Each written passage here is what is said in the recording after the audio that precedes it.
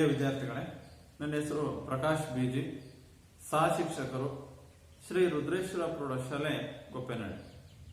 ನಾವು ಇಂದಿನ ತರಗತಿಯಲ್ಲಿ ನಿಮ್ಮ 9ನೇ ತರಗತಿಯ ರಾಜ್ಯಶಾಸ್ತ್ರ ವಿಭಾಗದ ಕೊನೆಯ ಘಟಕ ರಾಷ್ಟ್ರೀಯ ಭಾವೈಕ್ಯತೆ ಈ ಒಂದು ಘಟಕವನ್ನ ನಾವು ತಿಳಿದುಕೊಳ್ಳೋಣ.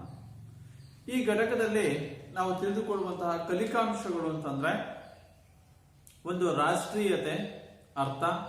ರಾಷ್ಟ್ರೀಯತೆ ಅಂದ್ರೆ ಏನು, ನಾವು ರಾಷ್ಟ್ರೀಯತೆ ಅರ್ಥ ಮತ್ತು ರಾಷ್ಟ್ರೀಯತೆಯನ್ನ ವಿವಿಧತೆಯಲ್ಲಿ ಏಕತೆಯನ್ನ ಮೂಡಿಸುವಂತಹ ಅಂಶಗಳು.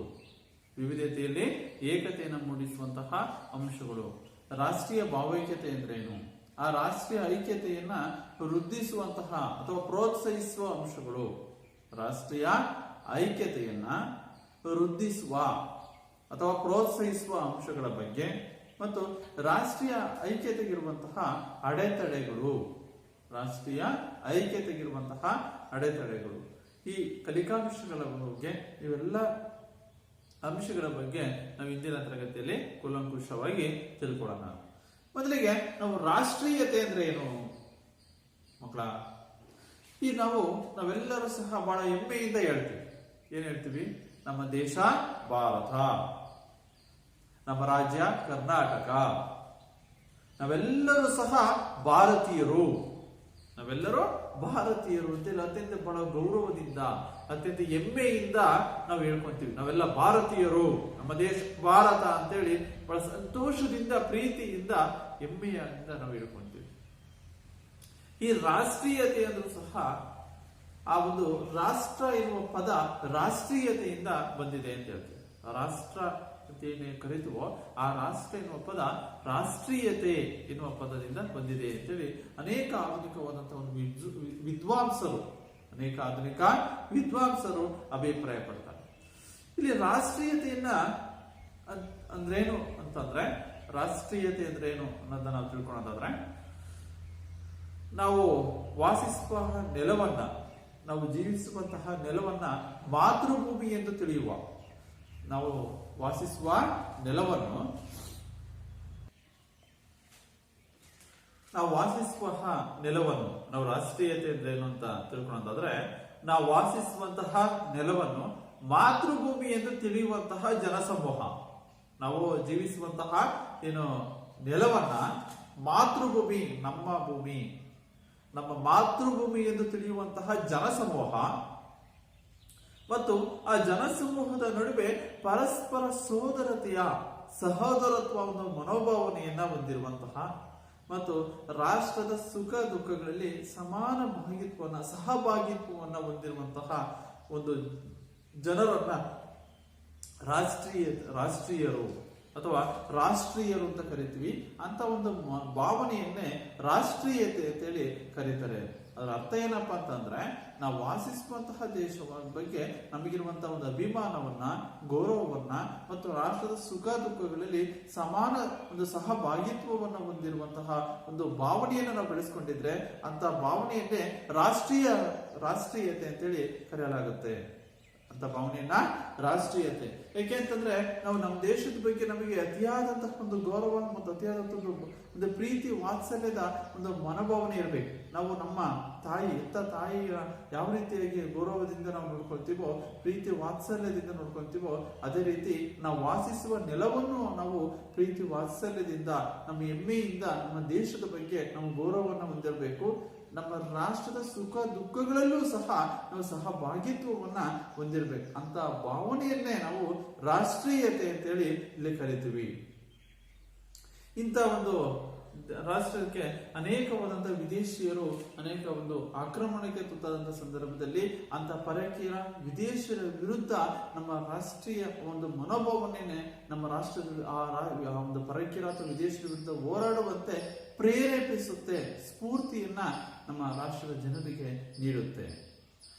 ಈ ರಾಷ್ಟ್ರದ ಬಗ್ಗೆ ನಮ್ಮ ಒಂದು ಈ ರಾಷ್ಟ್ರೀಯತೆ ಒಂದು ಮನೋಭಾವನೆ ನಾವು ಈಗಿನ ಕಾಲದಿಂದ ಬೆಳೆದು ಬಂದಿಲ್ಲ, ಅದು ಅನಾದಿ ಕಾಲದಿಂದಲೂ ಸಹ, ಅಂದ್ರೆ ಪ್ರಾಚೀನ ಕಾಲದಿಂದಲೂ ಸಹ ಈ ರಾಷ್ಟ್ರೀಯತೆ ಮನೋಭಾವನೆ ಬೆಳೆದು ಬಂದಿದೆ. ಅಂದ್ರೆ ಅನಾದಿ ಕಾಲದ ಹಿಂದಿನಿಂದಲೂ ಸಹ ನಮ್ಮ ದೇಶದ ಪ್ರತಿಯೊಬ್ಬರಲ್ಲೂ ಸಹ ರಾಷ್ಟ್ರೀಯತೆ ಒಂದು ಮನೋಭಾವನೆ ಅದು ತನ್ನಷ್ಟಕ್ಕೆ ತಾನೇ ಅದು ಅನಾದಿ ಕಾಲದಿಂದಲೂ ಸಹ ಬೆಳೆದು ಬಂದಿದೆ. ನಮ್ಮ ದೇಶದ ಮೇಲೆ ಅನೇಕವಾದಂತಹ ವಿದೇಶಿಯರ ಪರಕೀಯರು ಆಕ್ರಮಣ ಆದಂತಹ ಸಂದರ್ಭದಲ್ಲಿ ಆ ಆಕ್ರಮಣ ವಿರುದ್ಧ ಹೋರಾಡುವ ಒಂದು ಪ್ರೇರೇಪಣೆಯನ್ನ ಈ ರಾಷ್ಟ್ರೀಯ ಮನೋಭಾವನೆ ಮೂಡಿಸೋದು. ಅಷ್ಟೇ ಅಲ್ಲ, ಬ್ರಿಟಿಷರ ವಿರುದ್ಧ ಆ ರಾಷ್ಟ್ರೀಯ ಒಂದು ಮನೋಭಾವನೆ ನೀಡಿದಂತ ಒಂದು ಮೂಲ ಸ್ಫೂರ್ತಿಯಿಂದಾಗಿ ನಮ್ಮ ರಾಷ್ಟ್ರ ಒಂದು ಸ್ವಾತಂತ್ರ್ಯವನ್ನ ಪಡೆದು ಬ್ರಿಟಿಷರಿಂದ ಮುಕ್ತಿಯನ್ನು ಪಡೆದು ನಾವು 1947 ಆಗಸ್ಟ್ 15ರಂದು ನಾವು ಸ್ವಾತಂತ್ರ್ಯವನ್ನ ಪಡಿತೀವಿ. ಯಾಕೆ ಅಂತಂದ್ರೆ ಈ ರಾಷ್ಟ್ರೀಯ ಒಂದು ಸ್ಫೂರ್ತಿ, ಈ ರಾಷ್ಟ್ರೀಯ ಭಾವನೆ ಏನಾಗುತ್ತೆ, ಪ್ರತಿಯೊಬ್ಬರಲ್ಲೂ ಸಹ ನಮ್ಮ ದೇಶದ ವಿರುದ್ಧ ಯಾರಾದ್ರೂ ಆಕ್ರಮಣ ಮಾಡಿದ್ರೆ ನಾವು ನಮ್ಮ ರಾಷ್ಟ್ರದ ಪರವಾಗಿ ಹೋರಾಡಬೇಕು, ಆ ಒಂದು ವಿದೇಶಿಯರ ಆಕ್ರಮಣದ ವಿರುದ್ಧ ಹೋರಾಡಬೇಕು, ಬ್ರಿಟಿಷರ ವಿರುದ್ಧ ಹೋರಾಡಬೇಕು, ನಮ್ಮ ದೇಶವನ್ನು ಉಳಿಸ್ಕೊಳ್ಬೇಕು, ನಮ್ಮ ದೇಶದ ಗಡಿಯನ್ನು ಉಳಿಸ್ಕೊಳ್ಬೇಕು, ನಮ್ಮ ದೇಶದ ಐಕ್ಯತೆಯನ್ನ ಕಾಪಾಡಬೇಕು, ನಮ್ಮ ದೇಶದ ಸಮಗ್ರತೆಯನ್ನ ಕಾಪಾಡಬೇಕು ಎನ್ನುವ ಒಂದು ಮನೋಭಾವನೆ ನಮ್ಮ ಭಾರತ ಪ್ರತಿಯೊಬ್ಬ ವ್ಯಕ್ತಿಯಲ್ಲೂ ಸಹ ಮೂಡುತ್ತೆ. ಆ ಮನೋಭಾವನೆಯ ಸ್ಫೂರ್ತಿಯಾಗಿ, ಆ ಮನೋಭಾವನೆಯ ಪ್ರೇರೇಪಣೆಯನ್ನು ಪಡೆದುಕೊಂಡೆ ನಾವು ನಮ್ಮ ರಾಷ್ಟ್ರವನ್ನ ನಾವು ಬ್ರಿಟಿಷರಿಂದ ಮುಕ್ತಿ ಪಡೆದುಕೊಂಡು ಸ್ವಾತಂತ್ರ್ಯವನ್ನ ಪಡೀತೀವಿ. ಅರ್ಥ ಆಯ್ತಾ ಮಕ್ಕಳ? ಅಂದ್ರೆ ರಾಷ್ಟ್ರೀಯತೆ ಅಂದ್ರೆ ನಾವು ಕೇವಲ ರಾಷ್ಟ್ರದ ಅಭಿವೃದ್ಧಿ ಪ್ರಗತಿಯ ದೃಷ್ಟಿಯಿಂದ ಮಾತ್ರವಲ್ಲ, ರಾಷ್ಟ್ರದ ಸುಖ ಮತ್ತು ದುಃಖಗಳಲ್ಲೂ ಸಹ ಭಾಗಿತ್ವವನ್ನು ಹೊಂದಿರಬೇಕು.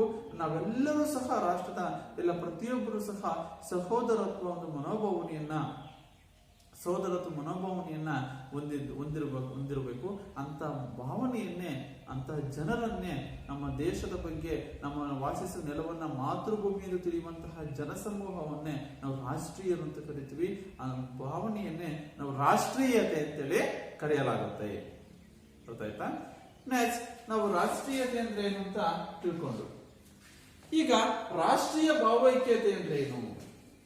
ರಾಷ್ಟ್ರೀಯ ಭಾವೈಕ್ಯತೆ, ಈಗ ರಾಷ್ಟ್ರೀಯತೆ ಅಂತಂದ್ರೆ ಒಂದು ತಾವು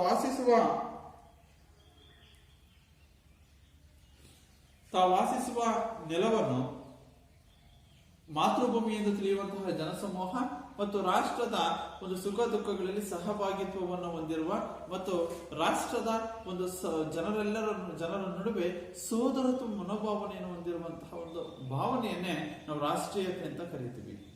ಹಾಗಾದ್ರೆ ರಾಷ್ಟ್ರೀಯ ಭಾವೈಕ್ಯತೆ ಅಂತಂದ್ರೆ ಒಂದು ರಾಷ್ಟ್ರದ ಜನರು ನಾವೆಲ್ಲರೂ ಸಹ ಒಂದೇ ಎಂಬ ಭಾವನೆಯನ್ನೇ ರಾಷ್ಟ್ರೀಯ ಭಾವೈಕ್ಯತೆ.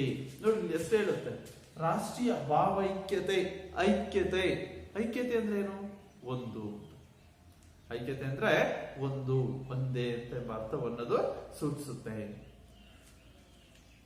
ದೇಶದ ಜನರೆಲ್ಲರೂ ನಾವೆಲ್ಲರೂ ಸಹ ಒಂದೇ ಎಂಬ ಮನೋಭಾವನೆಯನ್ನು ಹೊಂದಿದ್ರೆ ಅಂತ ಭಾವನೆಯನ್ನೇ ರಾಷ್ಟ್ರೀಯ ಭಾವೈಕ್ಯತೆ ಅಂತ ಕರಿತೀವಿ. ದೇಶದ ನಾವೆಲ್ಲರೂ ಸಹ ಒಂದೇ ಎಂಬ ಭಾವನೆಯನ್ನು ಹೊಂದಿರಬೇಕು. ನಮ್ಮ ದೇಶ ನಾವು ಹೇಳುದು ಪ್ರಾಚೀನ ಕಾಲದಿಂದಲೂ ಸಹ ತನ್ನದೇ ಆದಂತಹ ಒಂದು ಭವ್ಯ ಶ್ರೀಮಂತ ಸಂಸ್ಕೃತಿಯನ್ನ ಉಳಿಸಿಕೊಂಡು ಬರುತ್ತಿರುವಂತಹ ರಾಷ್ಟ್ರ ನಮ್ಮ ಭಾರತ. ನಮ್ಮ ಭಾರತದಲ್ಲಿ ಅನೇಕ ಜಾತಿಗಳು ಹೇಳ್ತೀವಿ, ಅನೇಕ ಜಾತಿಗಳ ತವರು, ಅನೇಕ ಭಾಷೆಗಳ ನೆಲೆಬೀಡು, ಅನೇಕ ಧರ್ಮಗಳ ಒಂದು ಉಗಮಗಳ ಸಂಗಮ ಅಂತಂದ್ರೆ ನಮ್ಮ ಭಾರತ ಅಂತ.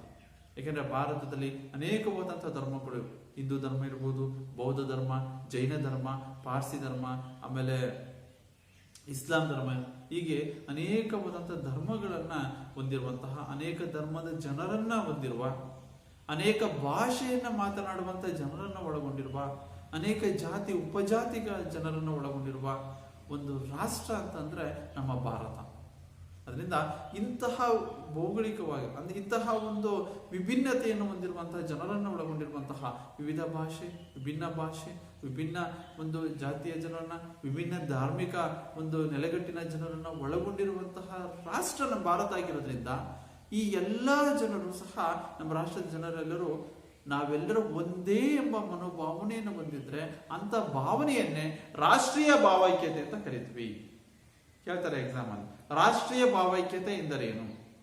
ರಾಷ್ಟ್ರೀಯ ಭಾವೈಕ್ಯತೆ ಎಂದರೆ ದೇಶದ ಜನರೆಲ್ಲರೂ ನಾವೆಲ್ಲರೂ ಒಂದೇ ಎಂಬ ಭಾವನೆಯನ್ನ ಹೊಂದಿರುವುದೇ ರಾಷ್ಟ್ರೀಯ ಭಾವೈಕ್ಯತೆ.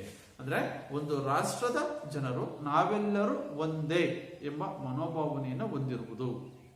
ಒಂದು ರಾಷ್ಟ್ರದ ಜನರು ನಾವೆಲ್ಲರೂ ಒಂದೇ ಎಂಬ ಭಾವನೆಯನ್ನು ಹೊಂದಿರುವುದನ್ನೇ ರಾಷ್ಟ್ರೀಯ ಭಾವೈಕ್ಯತೆ ಅಂತ ಕರಿತೀವಿ. ಹಾಗಾದ್ರೆ ಭಾರತವು ವಿಶಾಲವಾದಂತಹ ಒಂದು ರಾಷ್ಟ್ರ, ಬಹಳ ಒಂದು ವಿಸ್ತಾರವಾದಂತಹ ತನ್ನದೇ ಆದ ವಿಸ್ತೀರ್ಣವನ್ನು ಹೊಂದಿರುವಂತಹ ರಾಷ್ಟ್ರ ಅಂತಂದ್ರೆ ನಮ್ಮ ಭಾರತ. ಪ್ರಪಂಚದ ಜನಸಂಖ್ಯೆಯಲ್ಲೇ ನಮ್ಮ ರಾಷ್ಟ್ರ 2ನೇ ರಾಷ್ಟ್ರ ಅಂತ ಕರಿತೀವಿ. ಪ್ರಪಂಚದ ಅತಿ ಹೆಚ್ಚು ಜನಸಂಖ್ಯೆಯನ್ನು ಹೊಂದಿರುವಂತಹ ರಾಷ್ಟ್ರಗಳಲ್ಲಿ 1ನೇ ರಾಷ್ಟ್ರ ಚೀನಾ, 2ನೇದು ಭಾರತ. ಅನೇಕವಾದಂತಹ ನಾವು ಹೇಳಿದ್ವು ಭಾಷೆಗಳು, ಧರ್ಮಗಳು, ಜಾತಿ ಉಪಜಾತಿಗಳನ್ನು ಒಳಗೊಂಡಿರುವುದು ನಮ್ಮ ರಾಷ್ಟ್ರ ಭಾರತ ಅಂತ. ನಮ್ಮ ದೇಶದಲ್ಲಿ ಸುಮಾರು 1652 ಭಾಷೆ, 1652 ಭಾಷೆ ಮತ್ತು ಉಪಭಾಷೆಗಳನ್ನ ಮಾತನಾಡುವ ಜನರದ 1652 ಭಾಷೆ ಮತ್ತು ಉಪಭಾಷೆಯನ್ನ ಮಾತನಾಡುವ ಜನರದರೆ ಅದರಲ್ಲಿ 22 ಭಾಷೆಗಳನ್ನ ನಮ್ಮ ಸಂವಿಧಾನ ಅಧಿಕೃತ ಭಾಷೆ ಅಂತೇಳಿ ನಮ್ಮ ಸಂವಿಧಾನ ಅಂಗೀಕರಿಸಿದೆ. ಈ 1652 ಭಾಷೆಗಳಲ್ಲಿ 22 ಭಾಷೆಗಳನ್ನ ನಮ್ಮ ಸಂವಿಧಾನ ಅಂಗೀಕರಿಸಿದೆ, ಅಧಿಕೃತ ಭಾಷೆ ಅಂತೇಳಿ ಅಂಗೀಕರಿಸಿದೆ. ಹಲವಾರು ಧರ್ಮಗಳು, ಜಾತಿಗಳು ಆಚರಣೆಯಿರುವುದು ನಮ್ಮ ದೇಶದಲ್ಲಿ. ಹೀಗೆ ಭೌಗೋಳಿಕವಾಗಿ ಹೀಗೆ ತನ್ನದೇ ಆದಂತಹ ವಿಭಿನ್ನತೆಯನ್ನ, ವೈವಿಧ್ಯತೆಯನ್ನು ಹೊಂದಿರುವಂತಹ ರಾಷ್ಟ್ರ ಅಂತಂದ್ರೆ ನಮ್ಮ ಭಾರತ. ಹೀಗೆ ನಮ್ಮ ವೈವಿಧ್ಯತೆಯನ್ನು ಹೊಂದಿರುವಂತಹ ರಾಷ್ಟ್ರದಲ್ಲಿ ಏಕತೆಯನ್ನ ನಾವು ಮೂಡಿಸುವುದು ಬಹಳ ಅವಶ್ಯಕವಾಗಿದೆ ಮತ್ತು ಬಹಳ ಅನಿವಾರ್ಯವೂ ಸಹ ಆಗಿದೆ. ಏಕೆಂದ್ರೆ ರಾಷ್ಟ್ರದ ಒಂದು ಸಮಗ್ರತೆಯನ್ನ, ರಾಷ್ಟ್ರದ ಒಂದು ಏಕತೆಯನ್ನ ನಾವು ಕಾಪಾಡಬೇಕಾದ್ರೆ ಇಂಥ ವೈವಿಧ್ಯತೆಯನ್ನು ಹೊಂದಿರುವಂತಹ ರಾಷ್ಟ್ರದಲ್ಲಿ ಏಕತೆಯನ್ನ ನಾವು ಮೂಡಿಸಬೇಕಾಗತ್ತೆ. ಹಾಗಾದ್ರೆ ಈ ವಿವಿಧತೆಯಲ್ಲಿ ಐಕ್ಯತೆಯನ್ನು ಮೂಡಿಸುವಂತಹ ಅಂಶಗಳು ಯಾವ್ಯಾವು? ವಿವಿಧತೆಯಲ್ಲಿ ಅಥವಾ ವೈವಿಧ್ಯತೆಯಲ್ಲಿ ಐಕ್ಯತೆಯನ್ನ ಅಂದ್ರೆ ಒಂದೇ ಎಂಬ ಒಂದು ಏಕತೆಯನ್ನ ಮೂಡಿಸುವಂತಹ ಅಂಶಗಳು ಯಾವ್ಯಾವು ಅನ್ನೋದನ್ನ ನಾವೀಗ ತಿಳ್ಕೊಳ್ಳೋಣ. ವಿದ್ಯಾರ್ಥಿಗಳೇ, ನಾವು ಒಂದು ರಾಷ್ಟ್ರೀಯ ಭಾವೈಕ್ಯತೆ, ಈ ರಾಷ್ಟ್ರೀಯ ಐಕ್ಯತೆಯನ್ನ ಅಂದ್ರೆ ನಮ್ಮ ದೇಶದಲ್ಲಿ ಅನೇಕ ಭಾಷೆಗಳು, ಅನೇಕ ಜಾತಿಗಳು, ಅನೇಕ ಧರ್ಮಗಳು ನಮ್ಮ ದೇಶದಲ್ಲಿ ಅಸ್ತಿತ್ವದಲ್ಲಿವೆ. ಹೀಗೆ ವಿಭಿನ್ನವಾದಂತಹ ವೈವಿಧ್ಯತೆಯನ್ನು ಹೊಂದಿರುವಂತಹ ರಾಷ್ಟ್ರ ಅಂತಂದ್ರೆ ನಮ್ಮ ಭಾರತ ಅಂತ. ಹಾಗಾದ್ರೆ ಈ ನಮ್ಮ ದೇಶವನ್ನ, ನಮ್ಮ ರಾಷ್ಟ್ರವನ್ನ ಐಕ್ಯತೆಗೊಳಿಸಬೇಕು, ಒಂದುಗೂಡಿಸಬೇಕು ಅಂತಂದ್ರೆ ಆ ಐಕ್ಯತೆಯನ್ನ ಮೂಡಿಸುವಂತಹ ಅಂಶಗಳು ಯಾವ್ಯಾವು? ಈ ವಿವಿಧತೆಯಲ್ಲಿ ಐಕ್ಯತೆಯನ್ನು ಮೂಡಿಸುವ ಅಂಶಗಳು, ಅದರಲ್ಲಿ ಒಂದು ಭೌಗೋಳಿಕ ಐಕ್ಯತೆ. ವಿವಿಧತೆಯಲ್ಲಿ ಐಕ್ಯತೆಯನ್ನು ಮೂಡಿಸುವಂತಹ ಅಂಶಗಳಲ್ಲಿ ಒಂದು ಭೌಗೋಳಿಕ ಐಕ್ಯತೆ, 2 ರಾಜಕೀಯ ಐಕ್ಯತೆ, 3 ಧಾರ್ಮಿಕ ಐಕ್ಯತೆ, 4 ಭಾಷಾ ಐಕ್ಯತೆ, 5 ಸಾಂಸ್ಕೃತಿಕ ಐಕ್ಯತೆ. ವಿವಿಧತೆಯಲ್ಲಿ ಐಕ್ಯತೆಯನ್ನು ಮೂಡಿಸುವಂತಹ ಅಂಶಗಳು ಭೌಗೋಳಿಕ ಐಕ್ಯತೆ, ರಾಜಕೀಯ ಐಕ್ಯತೆ, ಧಾರ್ಮಿಕ ಐಕ್ಯತೆ, ಭಾಷಾ ಐಕ್ಯತೆ, ಸಾಂಸ್ಕೃತಿಕ ಐಕ್ಯತೆ. ಇವುಗಳ ಬಗ್ಗೆ ನಾವು ಒಂದೊಂದಾಗಿ ತಿಳ್ಕೊಳ್ಳೋದಾದ್ರೆ, ಒಂದು ಭೌಗೋಳಿಕ ಐಕ್ಯತೆ ಅಂದ್ರೆ ಭೌಗೋಳಿಕವಾಗಿಯೂ ಸಹ ನಮ್ಮ ದೇಶ ಈ ಹಿಮಾಲಯ ಪರ್ವತ, ಬಂಗಾಳ ಕೊಲ್ಲಿ, ಪೂರ್ವದಲ್ಲಿ ಬರುವಂತಹ ಬಂಗಾಳ ಕೊಲ್ಲಿ, ಪಶ್ಚಿಮದಲ್ಲಿ ಅರಬ್ಬಿ ಸಮುದ್ರ, ದಕ್ಷಿಣದಲ್ಲಿ ಹಿಂದೂ ಮಹಾಸಾಗರ, ಇವೆಲ್ಲವುಗಳಿಂದ ಪ್ರತ್ಯೇಕಿತಗೊಂಡಿರುವಂತಹ ಒಂದು ರಾಷ್ಟ್ರ ಅಂತಂದ್ರೆ ನಮ್ಮ ಭಾರತ. ಯಾವುದೇ ಒಂದು ರಾಷ್ಟ್ರದೊಂದಿಗೂ ಸಹ ಈಗ ನೆರೆಹೊರೆ ರಾಷ್ಟ್ರಗಳು ಅಂತ ಕರೀತು, ಯಾವುದೇ ಒಂದು ಹೊರ ರಾಷ್ಟ್ರದ ಒಂದು ಭೂಭಾಗ ತಮ್ಮ ರಾಷ್ಟ್ರದೊಂದಿಗೆ ಹೊಂದ್ಕೊಂಡಾಗ ಆ ರಾಷ್ಟ್ರದ ಜನರು ನಮ್ಮ ರಾಷ್ಟ್ರದ ಒಂದು ಜನರ ನಡುವೆ ಸಾಕಷ್ಟು ವ್ಯತ್ಯಾಸವನ್ನ ನಾವು ನೋಡಬಹುದು ಭೌಗೋಳಿಕವಾಗಿ. ಹೇಗೆ ಅಂತಂದ್ರೆ ನಮ್ಮ ಪೂರ್ವದಲ್ಲಿ ಬಂಗಾಳ ಕೊಲ್ಲಿ ಇದೆ, ಇನ್ನ ಪಶ್ಚಿಮದಲ್ಲಿ ಅರಬ್ಬಿ ಸಮುದ್ರ, ದಕ್ಷಿಣದಲ್ಲಿ ಹಿಂದೂ ಮಹಾಸಾಗರ. ಈ 3 ಕಡೆಯಿಂದಲೂ ಸಂಪೂರ್ಣವಾಗಿ ನಮ್ಮ ಸಮುದ್ರದ ನೀರು ನಮ್ಮ ದೇಶದ ದಕ್ಷಿಣ ಭಾಗದಲ್ಲಿ ಸಂಪೂರ್ಣವಾಗಿ ಆವರಿಸಿಕೊಂಡಿದೆ. ಇನ್ನು 3 ಕಡೆಯೂ ಸಹ ನೀರು ನಮ್ಮ ದೇಶವನ್ನ ಆವರಿಸಿಕೊಂಡಿದೆ. ಇನ್ನು ಉತ್ತರದಲ್ಲಿ ಹಿಮಾಲಯ ಪರ್ವತ, ಅನೇಕವಾದಂತಹ ಎತ್ತರವಾದಂತಹ ಕಣಿವೆಗಳು, ಶಿಖರಗಳು, ಈ ಪರ್ವತ ಶ್ರೇಣಿಗಳನ್ನ ನಮ್ಮ ಉತ್ತರ ಭಾಗದಲ್ಲಿ ನಾವು ನೋಡಬಹುದು. ಅದರಿಂದ ಭೌಗೋಳಿಕವಾಗಿಯೂ ಸಹ ನಮ್ಮ ದೇಶವನ್ನು ಬೇರೆಯಾದಂತಹ ಒಂದು ಹೊರ ರಾಷ್ಟ್ರಗಳಿಗೆ ವಿದೇಶಿ ರಾಷ್ಟ್ರದಿಂದ ಪ್ರತ್ಯೇಕಿತಗೊಂಡಿದೆ. ಹೀಗೆ ಭೌಗೋಳಿಕವಾಗಿ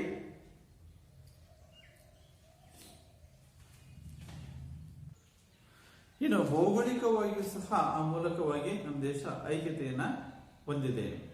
ಅಷ್ಟೇ ಅಲ್ಲ, ಈಗ ಭೌಗೋಳಿಕವಾಗಿ ನಮ್ಮ ದೇಶದಲ್ಲಿ ವಾಸಿಸುವ ಪ್ರತಿಯೊಬ್ಬರೂ ಸಹ ಭೌಗೋಳಿಕ ವ್ಯಾಪ್ತಿಯ ಒಳಗಡೆ, ನಮ್ಮ ದೇಶದ ಭೌಗೋಳಿಕ ವ್ಯಾಪ್ತಿಯ ಒಳಗಡೆ ವಾಸಿಸುವ, ಬದುಕುವ ಪ್ರತಿಯೊಬ್ಬ ಭಾರತೀಯನು ಸಹ ರಾಷ್ಟ್ರಗೀತೆಯನ್ನು ಹಾಡ್ತಾರೆ. ಇದು ನಮ್ಮ ರಾಷ್ಟ್ರದ ಒಂದು ಹೆಮ್ಮೆ. ನಮ್ಮ ರಾಷ್ಟ್ರದ ಒಂದು ಐಕ್ಯತೆ, ಭೌಗೋಳಿಕ ಐಕ್ಯತೆಯಲ್ಲಿ ಬಹಳ ಪ್ರಮುಖವಾದದ್ದು ಅಂತಂದ್ರೆ, ನಮ್ಮ ರಾಷ್ಟ್ರದ ಭೌಗೋಳಿಕ ವ್ಯಾಪ್ತಿಯಲ್ಲಿ ಬರುವ ಪ್ರತಿಯೊಬ್ಬ ಭಾರತೀಯರು ಸಹ ರಾಷ್ಟ್ರಗೀತೆಯನ್ನ ಹಾಡುವುದು. ಪ್ರತಿಯೊಬ್ಬರು ಸಹ ರಾಷ್ಟ್ರಗೀತೆಯನ್ನ ಹಾಡ್ತಾರೆ. ಇದು ಸಹ ರಾಷ್ಟ್ರೀಯ ಐಕ್ಯತೆಯನ್ನ ಸೂಚಿಸುತ್ತೆ. ನೆಕ್ಸ್ಟ್, ಈ ಐಕ್ಯತೆಯನ್ನು ಮೂಡಿಸುವ ಮೊದಲನೇ ಅಂಶ ಭೌಗೋಳಿಕ ಐಕ್ಯತೆ. ಇನ್ನು ಎರಡನೇದು ರಾಜಕೀಯ ಐಕ್ಯತೆ. ಅಂದ್ರೆ ಈ ಒಂದು ಐಕ್ಯತೆಯನ್ನು ಮೂಡಿಸುವಂತಹ ಅಂಶಗಳಲ್ಲಿ ರಾಜಕೀಯ ಐಕ್ಯತೆಯು ಸಹ ಒಂದು. ಹೇಗೆ ಅಂತಂದ್ರೆ, ರಾಜಕೀಯವಾಗಿ ನಮ್ಮ ದೇಶದಲ್ಲಿ ಏಕೀಕೃತ ಒಂದು ಪ್ರಜಾಪ್ರಭುತ್ವ ರಾಷ್ಟ್ರವನ್ನು ಹೊಂದಿರುವಂತಹ ರಾಷ್ಟ್ರ ಅಂತಂದ್ರೆ ನಮ್ಮ ಭಾರತ. ಆ ಪ್ರಜಾಪ್ರಭುತ್ವ ರಾಷ್ಟ್ರ ಹೊಂದಿರುವ ರಾಷ್ಟ್ರಗಳಲ್ಲೇ ಬಹಳ ಪ್ರಮುಖವಾದ್ದು ಅಂದ್ರೆ ನಮ್ಮ ಭಾರತ. ನಮ್ಮ ರಾಷ್ಟ್ರದಲ್ಲಿ ಏಕೀಕೃತ ನ್ಯಾಯಾಂಗ ವ್ಯವಸ್ಥೆ, ಒಂದೇ ರೀತಿಯಾದಂತಹ ಇಡೀ ರಾಷ್ಟ್ರಕ್ಕೆ ಸಂಬಂಧಿಸಿದಂತೆ ಒಂದೇ ನ್ಯಾಯಾಂಗ ವ್ಯವಸ್ಥೆ, ಏಕೀಕೃತ ನ್ಯಾಯಾಂಗ ವ್ಯವಸ್ಥೆಯನ್ನ, ಕಾನೂನು ಪದ್ಧತಿಗಳು, ನಮ್ಮ ರಾಷ್ಟ್ರದಲ್ಲಿನ ಕಾನೂನು ಪದ್ಧತಿಗಳು. ಈಗ ನಮ್ಮ ರಾಷ್ಟ್ರದ ಯಾವುದೇ ಒಬ್ಬ ರಾಜ್ಯದ ಒಬ್ಬ ವ್ಯಕ್ತಿ, ಪಂಜಾಬ್ ಅಥವಾ ಉತ್ತರ ಪ್ರದೇಶ, ಯಾವುದೇ ಒಬ್ಬ ರಾಜ್ಯದ ವ್ಯಕ್ತಿ ಏನ್ ತಪ್ಪನ್ನು ಮಾಡಿದಂತ ಸಂದರ್ಭದಲ್ಲಿ ಅವನಿಗೆ ವಿಧಿಸುವಂತಹ ಶಿಕ್ಷೆ ಮತ್ತೊಂದು ರಾಜ್ಯದ, ನಮ್ಮ ದೇಶದಲ್ಲಿರುವಂತಹ ಮತ್ತೊಂದು ರಾಜ್ಯದ ವ್ಯಕ್ತಿ ತಪ್ಪು ಮಾಡಿದಾಗ ಅವನಿಗೂ ಅದೇ ಶಿಕ್ಷೆಯನ್ನು ನೀಡಲಾಗುತ್ತೆ. ಅಂದ್ರೆ ನಮ್ಮ ದೇಶದ ಒಳಗಡೆ ಇರುವಂತಹ ಕಾನೂನು ಪದ್ಧತಿಗಳು ಇಡೀ ರಾಷ್ಟ್ರಕ್ಕೆ ಸಂಬಂಧಪಟ್ಟಿದ್ದಾಗಿರುತ್ತೆ. ಇಡೀ ರಾಷ್ಟ್ರಕ್ಕೆ ಇರುವಂತಹ ಪ್ರತಿಯೊಬ್ಬರಿಗೂ ಸಹ ಅದು ಅನ್ವಯಿಸುತ್ತೆ. ಮತ್ತು ಏಕೀಕೃತ ನ್ಯಾಯಾಂಗ ವ್ಯವಸ್ಥೆ ಇರ್ಬೋದು, ಏಕರೀತಿಯ ಕಾನೂನುಗಳು, ಶಿಕ್ಷಣ ಕ್ರಮ, ಏಕೀಕೃತ ನ್ಯಾಯಾಂಗ ವ್ಯವಸ್ಥೆ, ಬಲಿಷ್ಠ ಕೇಂದ್ರ ಸರ್ಕಾರದ ಒಂದು ಆಡಳಿತಗಳಿಂದ ರಾಜಕೀಯ ಐಕ್ಯತೆಯನ್ನ ನಾವು ಸಾಧಿಸಬಹುದು. ರಾಜಕೀಯ ಐಕ್ಯತೆಯನ್ನ ಸಾಧಿಸಬಹುದು. ಅಷ್ಟೇ ಅಲ್ಲ, ನಮ್ಮ ದೇಶದ ಒಂದು ಏನು ಸಂವಿಧಾನವನ್ನು ರಚನೆಯಾಗಿದೆಯೋ, ನಮ್ಮ ದೇಶದ ಸಂವಿಧಾನವೂ ಅಷ್ಟೇ ನಮ್ಮ ದೇಶ ಪ್ರತಿಯೊಬ್ಬ ಪ್ರಜೆಗೂ ಸಹ ಮೂಲಭೂತ ಹಕ್ಕುಗಳನ್ನ, ರಾಜ್ಯ ನಿರ್ದೇಶಕ ತತ್ವಗಳನ್ನ ನೀಡಿದೆ. ಆ ಮೂಲಕವಾಗಿಯೂ ಸಹ ನಾವು ರಾಜಕೀಯ ಐಕ್ಯತೆಯನ್ನ ಹೊಂದಿದ್ದೀವಿ. ಇವು ಐಕ್ಯತೆಯನ್ನ ಮೂಡಿಸುವಂತಹವು. ಯಾಕೆಂತಂದ್ರೆ ಯಾವುದೇ ಒಂದು ರಾಜ್ಯದ ಜನರಿಗೆ ಸಂವಿಧಾನದ ಮೂಲಭೂತ ಹಕ್ಕುಗಳಿಂದ ಅವನ್ನ ವಂಚಿತರಾಗಿ ಅಥವಾ ಮೂಲಭೂತ ಹಕ್ಕುಗಳನ್ನ ಅವುಗಳಿಗೆ ಆ ಒಂದು ಭಾಗದ ಜನರಿಗೆ, ಆ ರಾಜ್ಯದ ಜನರಿಗೆ ನೀಡದೆ ಅವ್ರನ್ನ ಸಂಪೂರ್ಣವಾಗಿ ನಮ್ಮ ದೇಶದ ಒಂದು ರಾಜ್ಯದಿಂದನೇ ಅವನ್ನ ವಂಚಿತರಾಗಿ ಮಾಡೋದು, ಮೂಲಭೂತ ಹಕ್ಕುಗಳಿಂದ ವಂಚಿತರಾಗಿ ಮಾಡಿಲ್ಲ. ಪ್ರತಿಯೊಬ್ಬ ಭಾರತೀಯರಿಗೂ ಸಹ ನಮ್ಮ ದೇಶದ ಒಂದು ಗಡಿಯೊಳಗಿರುವಂತಹ, ನಮ್ಮ ದೇಶದ ಒಂದು ಭೌಗೋಳಿಕ ವ್ಯಾಪ್ತಿಯಲ್ಲಿ ಬರುವಂತಹ ಪ್ರತಿಯೊಬ್ಬ ಭಾರತೀಯರಿಗೂ ಸಹ 6 ಮೂಲಭೂತ ಹಕ್ಕುಗಳನ್ನು ನೀಡಲಾಗಿದೆ. ರಾಜ್ಯ ನಿರ್ದೇಶಕ ತತ್ವಗಳನ್ನು ನೀಡಲಾಗಿದೆ. ನಮ್ಮ ದೇಶದ ಏಕೀಕೃತ ನ್ಯಾಯಾಂಗ ವ್ಯವಸ್ಥೆ, ಏಕರೂಪದ ಕಾನೂನುಗಳು, ಇವೆಲ್ಲವೂ ಸಹ ಪ್ರತಿಯೊಬ್ಬ ಭಾರತೀಯನಿಗೂ ಅನ್ವಯವಾಗ್ತವೆ. ಅದರಿಂದ ಈ ರಾಜಕೀಯ ಐಕ್ಯತೆಯು ಸಹ ಬಹಳ ಪ್ರಮುಖವಾದಂತಹ ಒಂದು ಅಂಶ. ಇನ್ನು ಮೂರನೇದು ಭೌಗೋಳಿಕ ಐಕ್ಯತೆ ಆಯಿತು, ಎರಡನೇದು ರಾಜಕೀಯ ಐಕ್ಯತೆ, 3 ಧಾರ್ಮಿಕ ಐಕ್ಯತೆ ಅಂತ. ಅಂದ್ರೆ ಭಾರತವು ಅನೇಕ ಮತಗಳಿಂದ ಕೂಡಿದೆ ಅಂತ ಹೇಳ್ತೀವಿ. ಈಗ ನಮ್ಮ ದೇಶದಲ್ಲಿ ಒಂದೇ ಒಂದು ಮತ ಇಲ್ಲ, ಅನೇಕ ಧರ್ಮಗಳನ್ನ ಹೊಂದಿರುವಂತಹ ಹಿಂದೂ ಧರ್ಮ, ಇಸ್ಲಾಂ ಧರ್ಮ, ಕ್ರೈಸ್ತ ಧರ್ಮ, ಜೈನ ಧರ್ಮ, ಬೌದ್ಧ ಧರ್ಮ, ಈಗ ಅನೇಕ ಧರ್ಮಗಳನ್ನು ಹೊಂದಿರುವ, ಅನೇಕ ಧಾರ್ಮಿಕ ನೆಲೆಗಟ್ಟಿನ ಜನರನ್ನು ಹೊಂದಿರುವಂತಹ ರಾಷ್ಟ್ರ ನಮ್ಮ ಭಾರತ. ಹೀಗೆ ಅನೇಕವಾದ ತನ್ನದೇ ಆದ ಸಂಪ್ರದಾಯಗಳನ್ನ, ತನ್ನದೇ ಆದ ರೂಢಿ ಸಂಪ್ರದಾಯಗಳು, ಆಚರಣೆಗಳನ್ನ ಜನರು ಆಚರಿಸ್ತಾರೆ. ಅವರು ಯಾವುದೇ ಮತವನ್ನಾದರೂ ಸಹ ಸ್ವೀಕರಿಸುವಂತಹ, ಯಾವುದೇ ಧರ್ಮವನ್ನಾದರೂ ಸಹ ಆಚರಿಸುವ, ಯಾವ ಧರ್ಮದ ಸಂಪ್ರದಾಯವನ್ನಾದರೂ ಆಚರಿಸುವಂತಹ ಸಂಪೂರ್ಣ ಸ್ವಾತಂತ್ರ್ಯವನ್ನ, ಅವಕಾಶವನ್ನ ನಮ್ಮ ದೇಶದಲ್ಲಿ ಕೊಡಲಾಗಿದೆ.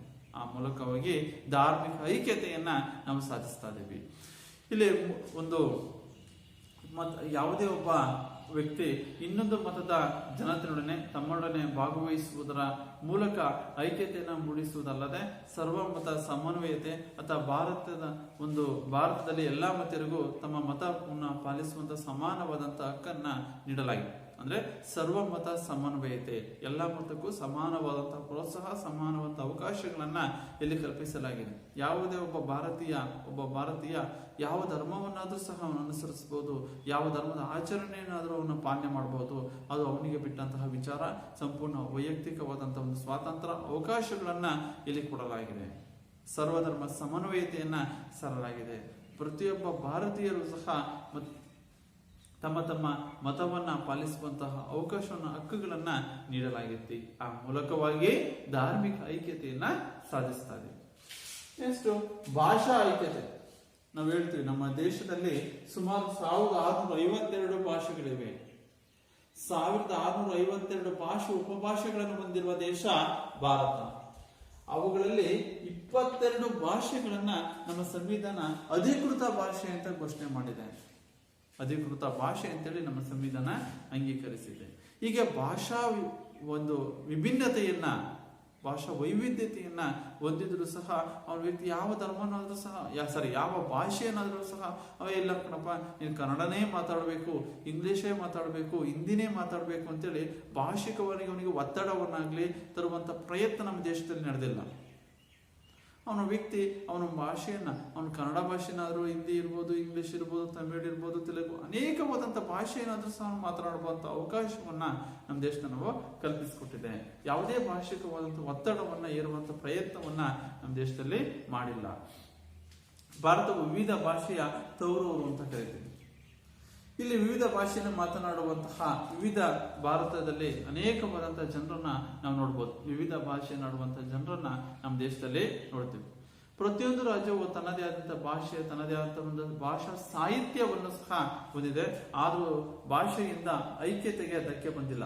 ಯಾವುದೇ ತನ್ನದೇ ಆದಂತಹ ಪ್ರತಿಯೊಂದು ರಾಜ್ಯವು ತನ್ನದೇ ಆದಂತಹ ಭಾಷೆ, ತನ್ನದೇ ಆದಂತಹ ಒಂದು ಸಾಹಿತ್ಯವನ್ನ ಹೊಂದಿದ್ರೂ ಸಹ ಭಾಷಾ ಐಕ್ಯತೆಗೆ, ನಮ್ಮ ದೇಶದ ಭಾಷಾ ಐಕ್ಯತೆಗೆ ಧಕ್ಕೆ ಆಗಿಲ್ಲ. ತಮ್ಮ ಒಂದೇ ಭಾಷೆಯ ಜನರು ಇತರೆ ಭಾಷೆಗಳನ್ನ ಅವರು ಗೌರವಿಸ್ತಾರೆ. ಅಂದ್ರೆ ಯಾವುದೇ ಒಂದು ಭಾಷೆಯನ್ನು ಮಾತನಾಡುವಂತ ಜನರು ಇತರೆ ಭಾಷೆಯನ್ನು ಮಾತನಾಡುವಂತ ಜನರನ್ನ ಗೌರವಿಸ್ತಾರೆ.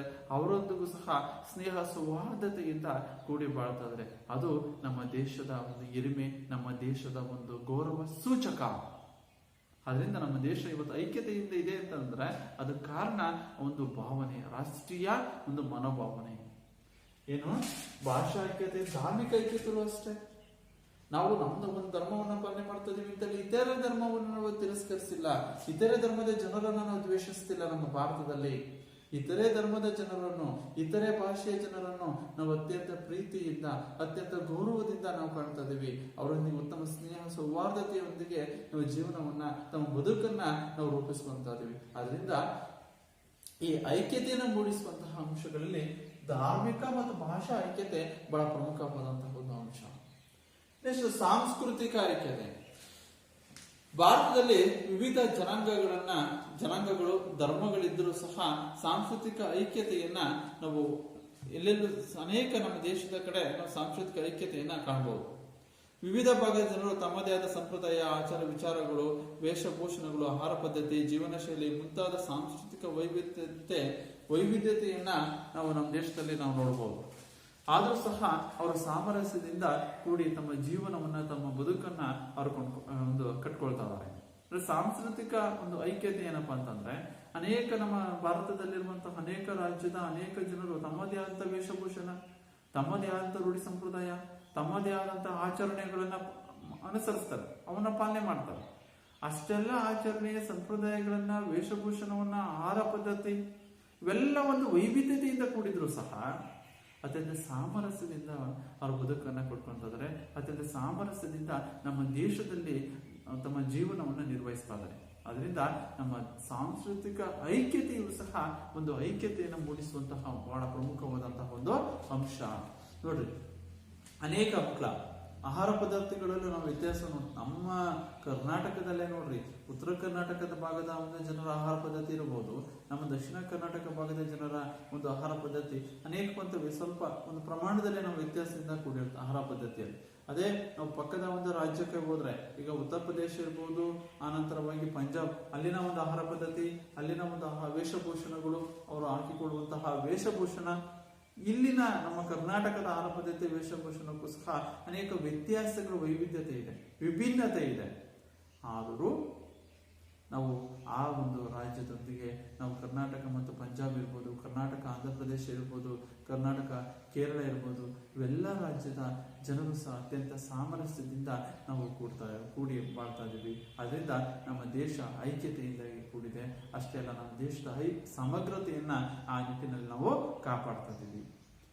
ಮಕ್ಕಳ, ಭಾರತದ ಒಂದು ವಿವಿಧತೆಯಲ್ಲಿ ಐಕ್ಯತೆಯನ್ನು ಮೂಡಿಸುವಂತಹ ನಮ್ಮ ರಾಷ್ಟ್ರದ ವೈವಿಧ್ಯತೆ ಅಥವಾ ವಿವಿಧತೆಯಲ್ಲಿ ಐಕ್ಯತೆಯನ್ನು ಮೂಡಿಸುವಂತಹ ಅಂಶಗಳು ಅಂತಂದ್ರೆ ಒಂದು ಭೌಗೋಳಿಕ ಐಕ್ಯತೆ. ಭೌಗೋಳಿಕವಾಗಿ ಸಾಕಷ್ಟು ನಮ್ಮ ದೇಶ ಐಕ್ಯತೆಯನ್ನು ಹೊಂದಿದೆ. ನಮ್ಮ ಭೌಗೋಳಿಕ ವ್ಯಾಪ್ತಿಯಲ್ಲಿ ಬರುವಂತಹ ಪ್ರತಿಯೊಬ್ಬ ಭಾರತೀಯನು ಸಹ ರಾಷ್ಟ್ರಗೀತೆಯನ್ನು ಹಾಡುವುದು ಇದು ಭೌಗೋಳಿಕ ಐಕ್ಯತೆಯನ್ನ ಸೂಚಿಸುತ್ತೆ.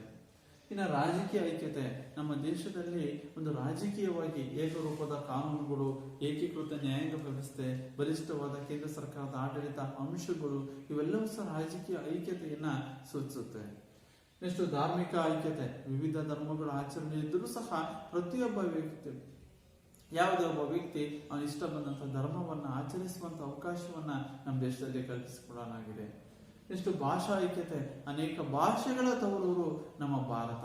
ಹೀಗೆ ಒಂದು ಭಾಷೆ, ವಿಭಿನ್ನವಾದಂತಹ ಭಾಷೆನಾಡುವಂತಹ ಜನರು ನಮ್ಮ ಭಾರತದಲ್ಲಿದ್ದರೂ ಸಹ ಬೇರೆ ಭಾಷೆ, ಒಂದು ಭಾಷೆಯ ಜನರು ಬೇರೆ ಭಾಷೆಯ ಜನರನ್ನು ಸಹ ಗೌರವಿಸ್ತಾರೆ. ಪ್ರೀತಿಯಿಂದ ಅವರೊಂದಿಗೆ ಸ್ನೇಹ ಸೌಹಾರ್ದತೆಯಿಂದ, ಅವರ ಸಾಮರಸ್ಯದಿಂದ ಕೂಡಿ ಬಾಳ್ತಾ ಇದ್ದಾರೆ. ಇದು ಭಾಷಾ ಐಕ್ಯತೆಯನ್ನು ಸೂಚಿಸುತ್ತೆ.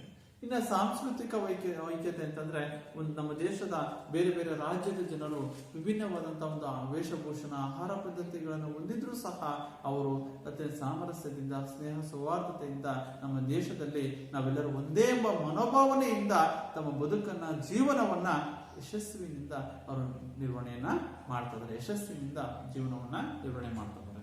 ಇವು ವಿವಿಧತೆಯಲ್ಲಿ ಐಕ್ಯತೆಯನ್ನು ಮೂಡಿಸುವಂತಹ ಅಂಶಗಳು. ಮಕ್ಕಳ, ಪರೀಕ್ಷೆಯಲ್ಲಿ ಕೇಳಬಹುದು, ವಿವಿಧತೆಯಲ್ಲಿ ಐಕ್ಯತೆಯನ್ನು ಮೂಡಿಸುವ ಅಂಶಗಳನ್ನ ತಿಳಿಸಿ ಅಂದ್ರೆ ಈ 4 ಪಾಯಿಂಟ್ಸ್ ಗಳನ್ನ ನೀವು ಬರಿಬೇಕು.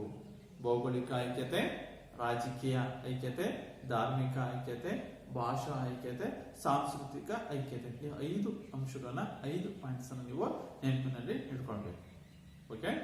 ನೆಕ್ಸ್ಟ್, ಈ ವಿವಿಧತೆಯಲ್ಲಿ ಐಕ್ಯತೆಯನ್ನು ಮೂಡಿಸುವ ಅಂಶಗಳನ್ನ ನಾವು ತಿಳ್ಕೊಂಡ ನಂತರ ರಾಷ್ಟ್ರೀಯ ಐಕ್ಯತೆಯನ್ನು ವೃದ್ಧಿಸುವ ಅಂಶಗಳು. ರಾಷ್ಟ್ರೀಯ ಐಕ್ಯತೆಯನ್ನ ವೃದ್ಧಿಸುವ ಅಥವಾ ರಾಷ್ಟ್ರೀಯ ಐಕ್ಯತೆಯನ್ನ ಪ್ರೋತ್ಸಾಹಿಸುವಂತಹ ಅಂಶಗಳು ಯಾವ್ಯಾವು?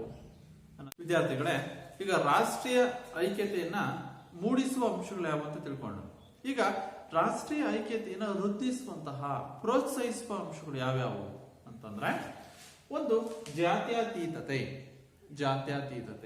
2 ಪ್ರಜಾಪ್ರಭುತ್ವ, 3 ರಾಷ್ಟ್ರೀಯ ಹಬ್ಬಗಳು, 4 ರಾಷ್ಟ್ರೀಯ ಲಾಂಛನಗಳು, 5 ಪರಸ್ಪರ ಅನನ್ಯತೆ. ಇವು ಭಾರತದ ರಾಷ್ಟ್ರೀಯ ಭಾವೈಕ್ಯತೆಯನ್ನ, ರಾಷ್ಟ್ರೀಯ ಐಕ್ಯತೆಯನ್ನ ವೃದ್ಧಿಸುವಂತಹ, ಪ್ರೋತ್ಸಾಹಿಸುವಂತಹ ಅಂಶಗಳು. ಅವುಗಳಲ್ಲಿ ಮೊದಲನೇದು ಜಾತ್ಯತೀತತೆ. ಅದನ್ನು ನಾವು ಮತ ನಿರಪೇಕ್ಷತೆ ಅಂತ ಕರಿತೀವಿ. ಜಾತ್ಯತೀತತೆನ ಮತ ನಿರಪೇಕ್ಷತೆ. ಮಕ್ಕಳ, ನಿಮಗೆ ಗೊತ್ತಿರಬಹುದು ಅನ್ಸುತ್ತೆ, ನಮ್ಮ ಸಂವಿಧಾನ ಅಂತ ಒಂದು ಪಾಠವನ್ನ, ನಾವು ಘಟಕವನ್ನ ಅಲ್ಲಿ ಅಭ್ಯಾಸ ಮಾಡುವಾಗ ನಾವು ಹೇಳಿದ್ದು, ನಮ್ಮ ಸಂವಿಧಾನದ ಪೂರ್ವ ಪೀಠಿಕೆಯಲ್ಲಿ ನಮ್ಮ ಭಾರತವನ್ನ ಜಾತ್ಯತೀತ ರಾಷ್ಟ್ರ, ಗಣರಾಜ್ಯ ರಾಷ್ಟ್ರವನ್ನಾಗಿ ರೂಪಿಸ್ತೀವಿ.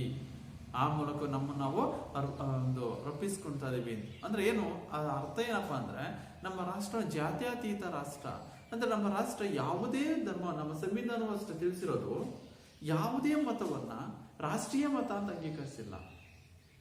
ಯಾವುದೇ ಒಬ್ಬ ವ್ಯಕ್ತಿ ಯಾವ ಮತವನ್ನಾದ್ರೂ ಸಹ, ಅವನು ಯಾವುದೇ ಧರ್ಮವನ್ನಾದ್ರೂ ಸಹ ಆಚರಿಸಬಹುದು, ಯಾವ ಧರ್ಮವನ್ನಾದ್ರೂ ಸಹ ಸ್ವೀಕರಿಸಿ ಅವನ ಅನುಸರಿಸುವಂತ ಅವಕಾಶವನ್ನ ನಮ್ಮ ದೇಶದಲ್ಲಿ ನಮ್ಮ ಸಂವಿಧಾನವೂ ಸಹ ನೀಡಿದೆ. ಅದರಿಂದ ನಮ್ಮ ದೇಶವನ್ನ ಜಾತ್ಯತೀತ ರಾಷ್ಟ್ರ, ಮತ ನಿರಪೇಕ್ಷ ರಾಷ್ಟ್ರ ಅಂತೇಳಿ ಆ ನಿಟ್ಟಿನಲ್ಲಿ ಕರೀತಾರೆ. ಇದು ನಮ್ಮ ದೇಶವನ್ನ ಒಂದು ಐಕ್ಯತೆಯನ್ನ, ನಾವೆಲ್ಲರೂ ಭಾರತೀಯರು ಎನ್ನುವ ಒಂದು ಮನೋಭಾವನೆಯನ್ನ ಪ್ರೋತ್ಸಾಹಿಸುತ್ತೆ ಈ ಅಂಶ.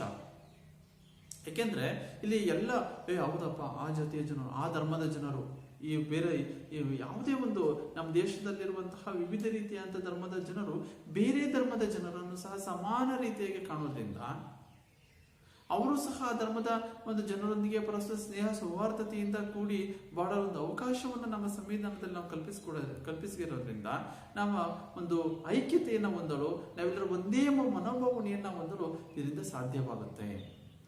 ಯಾವುದೇ ಒಂದು ತನ್ನದೇ ಆದ ಮತವನ್ನ ಸ್ವೀಕರಿಸುವ ನಮ್ಮ ಭಾರತದ ಪೌರನು ತನ್ನದೇ ಆದಂತಹ ಒಂದು ಮತವನ್ನ ಸ್ವೀಕರಿಸುವ, ಆಚರಿಸುವ, ಪ್ರಚಾರ ಮಾಡುವಂತಹ ಒಂದು ಧಾರ್ಮಿಕ ಹಕ್ಕನ್ನ ಹೊಂದಿದ್ದಾನೆ.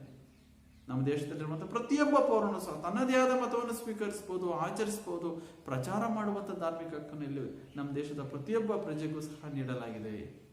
ಸರ್ವಧರ್ಮ ಸಮನ್ವಯತೆ ಇದೆ ನಮ್ಮ ದೇಶದಲ್ಲಿ. ಆದುದರಿಂದ ಇದು ರಾಷ್ಟ್ರದ ಐಕ್ಯತೆಯನ್ನ ಇದು ಪ್ರೋತ್ಸಾಹಿಸುತ್ತೆ. ಮೊದಲನೇದು ರಾಷ್ಟ್ರೀಯ ಐಕ್ಯತೆಯನ್ನ ಪ್ರೋತ್ಸಾಹಿಸುವ ಮೊದಲನೇ ಅಂಶ ಅಂತಂದ್ರೆ ಜಾತ್ಯತೀತತೆ, ಅದರ ಮತ ನಿರಪೇಕ್ಷತೆ ಅಂತ ನಾವು ಕರಿತೀವಿ. ಎರಡನೇದು ಪ್ರಜಾಪ್ರಭುತ್ವ. ನಾವಾಗ್ಲೇ ಹೇಳಿದಂಗೆ ನಮ್ಮ ರಾಷ್ಟ್ರ ಪ್ರಜಾಪ್ರಭುತ್ವ ರಾಷ್ಟ್ರ.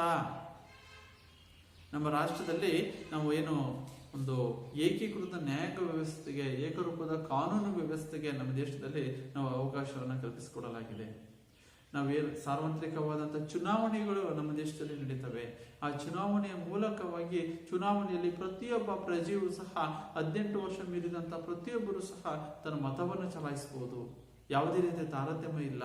ಯಾವುದೇ ಜಾತಿ, ಧರ್ಮ, ಭಾಷೆ, ಲಿಂಗ ಯಾವುದೇ ತಾರತಮ್ಯವಿಲ್ಲದೆ ಪ್ರತಿಯೊಬ್ಬ ಪೌರನು ಸಹ 18 ವರ್ಷ ಮೀರಿದಂತಹ ಪ್ರತಿಯೊಬ್ಬ ಪೌರನು ಸಹ ಒಂದು ಚುನಾವಣೆಯಲ್ಲಿ ಮತ ಚಲಾಯಿಸುವ ಒಂದು ಅವಕಾಶವನ್ನು ಕಲ್ಪಿಸಿಕೊಡಲಾಗಿದೆ. ಸಂವಿಧಾನವು ಸಹ ಮೂಲಭೂತ ಹಕ್ಕುಗಳನ್ನು ನೀಡಿದೆ, ರಾಜ್ಯ ನಿರ್ದೇಶಕ ತತ್ವಗಳನ್ನು ಸಹ ನೀಡಿದೆ. ಆ ಮೂಲಕವಾಗಿ ನಮ್ಮ ದೇಶದ ಪ್ರತಿಯೊಬ್ಬ ಪೌರನು ಸಹ ಪ್ರಜಾಪ್ರಭುತ್ವ ವ್ಯವಸ್ಥೆಯ ಒಳಗಡೆ, ಪ್ರಜಾಪ್ರಭುತ್ವದ ನಿಯಮದ ಒಳಗಡೆ ಎಲ್ಲರೂ ಸಹ ಬದ್ಧರಾಗಿರ್ತಾರೆ. ಆ ಮೂಲಕವಾಗಿ ಅದು ಐಕ್ಯತೆಯನ್ನ ಮೂಡಿಸುತ್ತೆ. ಯಾಕೆಂದ್ರೆ ಕೆಲವರು ಒಂದು ರಾಜ್ಯದ ಜನರಿಗೆ ಮೂಲಭೂತ ಹಕ್ಕುಗಳನ್ನು ನೀಡೋದು, ಮತ್ತೊಂದು ರಾಜ್ಯದ ಜನರಿಗೆ ಆ ಮೂಲಭೂತ ಹಕ್ಕುಗಳಿಂದ ವಂಚಿತರಾಗುವಂತೆ ಮಾಡೋದು. ಒಂದು ಕಾನೂನು, ನಮ್ಮ ದೇಶದಲ್ಲಿರುವಂತಹ ಕಾನೂನುಗಳು ಒಂದು ರಾಜ್ಯಕ್ಕೆ ಸೀಮಿತವಾಗಿ ಮತ್ತೊಂದು ರಾಜ್ಯಕ್ಕೆ ಆ ಕಾನೂನು ಅನ್ವಯ ಆಗದೇ ಇರೋದು. ಇದೇನಾಗುತ್ತಪ್ಪ ಅಂದ್ರೆ ನಮ್ಮ ದೇಶದ ಐಕ್ಯತೆಗೆ ಇದು ಒಂದು ತಲೆನೋವು. ಒಂದು ಐಕ್ಯತೆಯನ್ನ ಮೂಡಿಸಲ್ಲ, ಪ್ರೋತ್ಸಾಹಿಸಲ್ಲ. ಇದು ಐಕ್ಯತೆಯನ್ನ ಅದು ಒಂದು ದೊಡ್ಡವಾದಂತಹ ಒಂದು ಐಕ್ಯತೆಗಿರುವಂತಹ ದೊಡ್ಡ ಒಂದು ಸವಾಲು ಮತ್ತು ಐಕ್ಯತೆಗಿರುವಂತಹ ಒಂದು ಅಡೆತಡೆ ಆಗುತ್ತೆ. ಅರ್ಥ ಆಗ್ತಿದ್ಯಾ? ಅಂದ್ರೆ ಇಲ್ಲಿ ಒಂದೇ ರೀತಿಯಾದಂತಹ ಕಾನೂನು ಇದ್ರೆ ಯಾವುದೋ ಒಂದು ರಾಜ್ಯ ಪಂಜಾಬ್ನಲ್ಲಿ ಅಲ್ಲಿನ ಜನ ತಪ್ಪು ಮಾಡಿದಾಗ ಅವರಿಗೂ ವಿಧಿಸುವಂತಹ ಕಾನೂನುಗಳು ಅಲ್ಲಿನ ಒಂದು ಜನರಿಗೆ ಅನ್ವಯವಾದ, ನಮ್ಮ ದೇಶದ, ನಮ್ಮ ರಾಜ್ಯದ, ನಮ್ಮ ಕರ್ನಾಟಕದ ಜನರು ತಪ್ಪು ಮಾಡಿದಾಗ ಅವರಿಗೆ ವಿಧಿಸುವಂತಹ ಕಾನೂನು ಒಂದೇ ರೀತಿಯಾಗಿರಬೇಕು. ಕರ್ನಾಟಕದ ಜನರಿಗೆ ಒಂದೇ ಬೇರೆ ಕಾನೂನು, ಪಂಜಾಬ್ನಲ್ಲಿರುವಂತಹ ಜನರಿಗೆ ಬೇರೆ ಕಾನೂನು ಆದ್ರೆ ಆಗ ಪಂಜಾಬ್ ಮತ್ತು ಕರ್ನಾಟಕದ ಜನರ ನಡುವೆ ಸಾಮರಸ್ಯ ಬೆಳೆಯಲ್ಲ. ನಾವೆಲ್ಲ ಭಾರತೀಯ ಪ್ರಜೆಗಳು ಎಂಬ ಮನೋಭಾವನೆ ಅವರಲ್ಲಿ ಬೆಳೆಯಲ್ಲ. ಇಡೀ ರಾಷ್ಟ್ರದ ಜನರೆಲ್ಲರೂ ನಾವೆಲ್ಲರೂ ಒಂದೇ ಮನೋಭಾವನೆ ಬೆಳಿಬೇಕು ಅಂದ್ರೆ ಇಡೀ ದೇಶಕ್ಕೆ ಒಂದೇ ಕಾನೂನುಗಳು ಇರಬೇಕು, ಏಕರೂಪದ ಕಾನೂನು, ಏಕೀಕೃತ ನ್ಯಾಯಾಂಗ ವ್ಯವಸ್ಥೆ ಇರಬೇಕು. ಎಲ್ಲಾ ದೇಶದ ಜನರಿಗೂ ಸಹ ಮೂಲಭೂತ ಹಕ್ಕುಗಳು ಅನ್ವಯ ಆಗಬೇಕು, ರಾಜ್ಯ ನಿರ್ದೇಶಕ ತತ್ವಗಳು ಅನ್ವಯ ಆಗಬೇಕು. ಪ್ರಜಾಪ್ರಭುತ್ವದ ಕಲ್ಪನೆ ಇಡೀ ರಾಷ್ಟ್ರಕ್ಕೆ ಅದು ಸಂಪೂರ್ಣ ಏಕರೂಪದಾಗಿರಬೇಕು.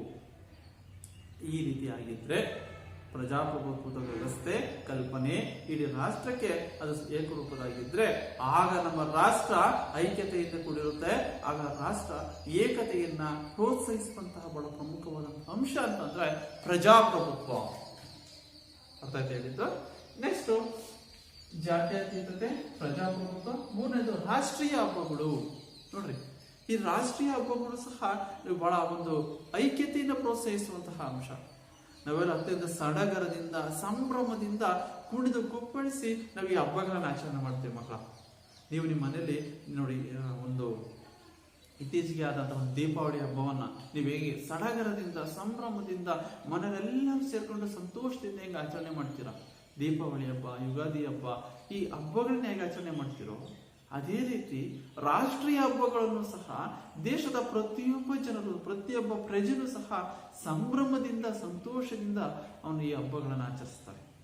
ಯಾವ್ಯಾವ ರಾಷ್ಟ್ರೀಯ ಹಬ್ಬಗಳು ಗೊತ್ತಿದೆಯಾ ಮಕ್ಕಳ?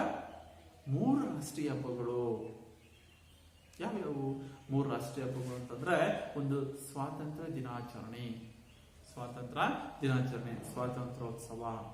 ಎರಡನೇದು ಗಣರಾಜ್ಯೋತ್ಸವ. ಮೂರನೇದು ಗಾಂಧಿ ಜಯಂತಿ.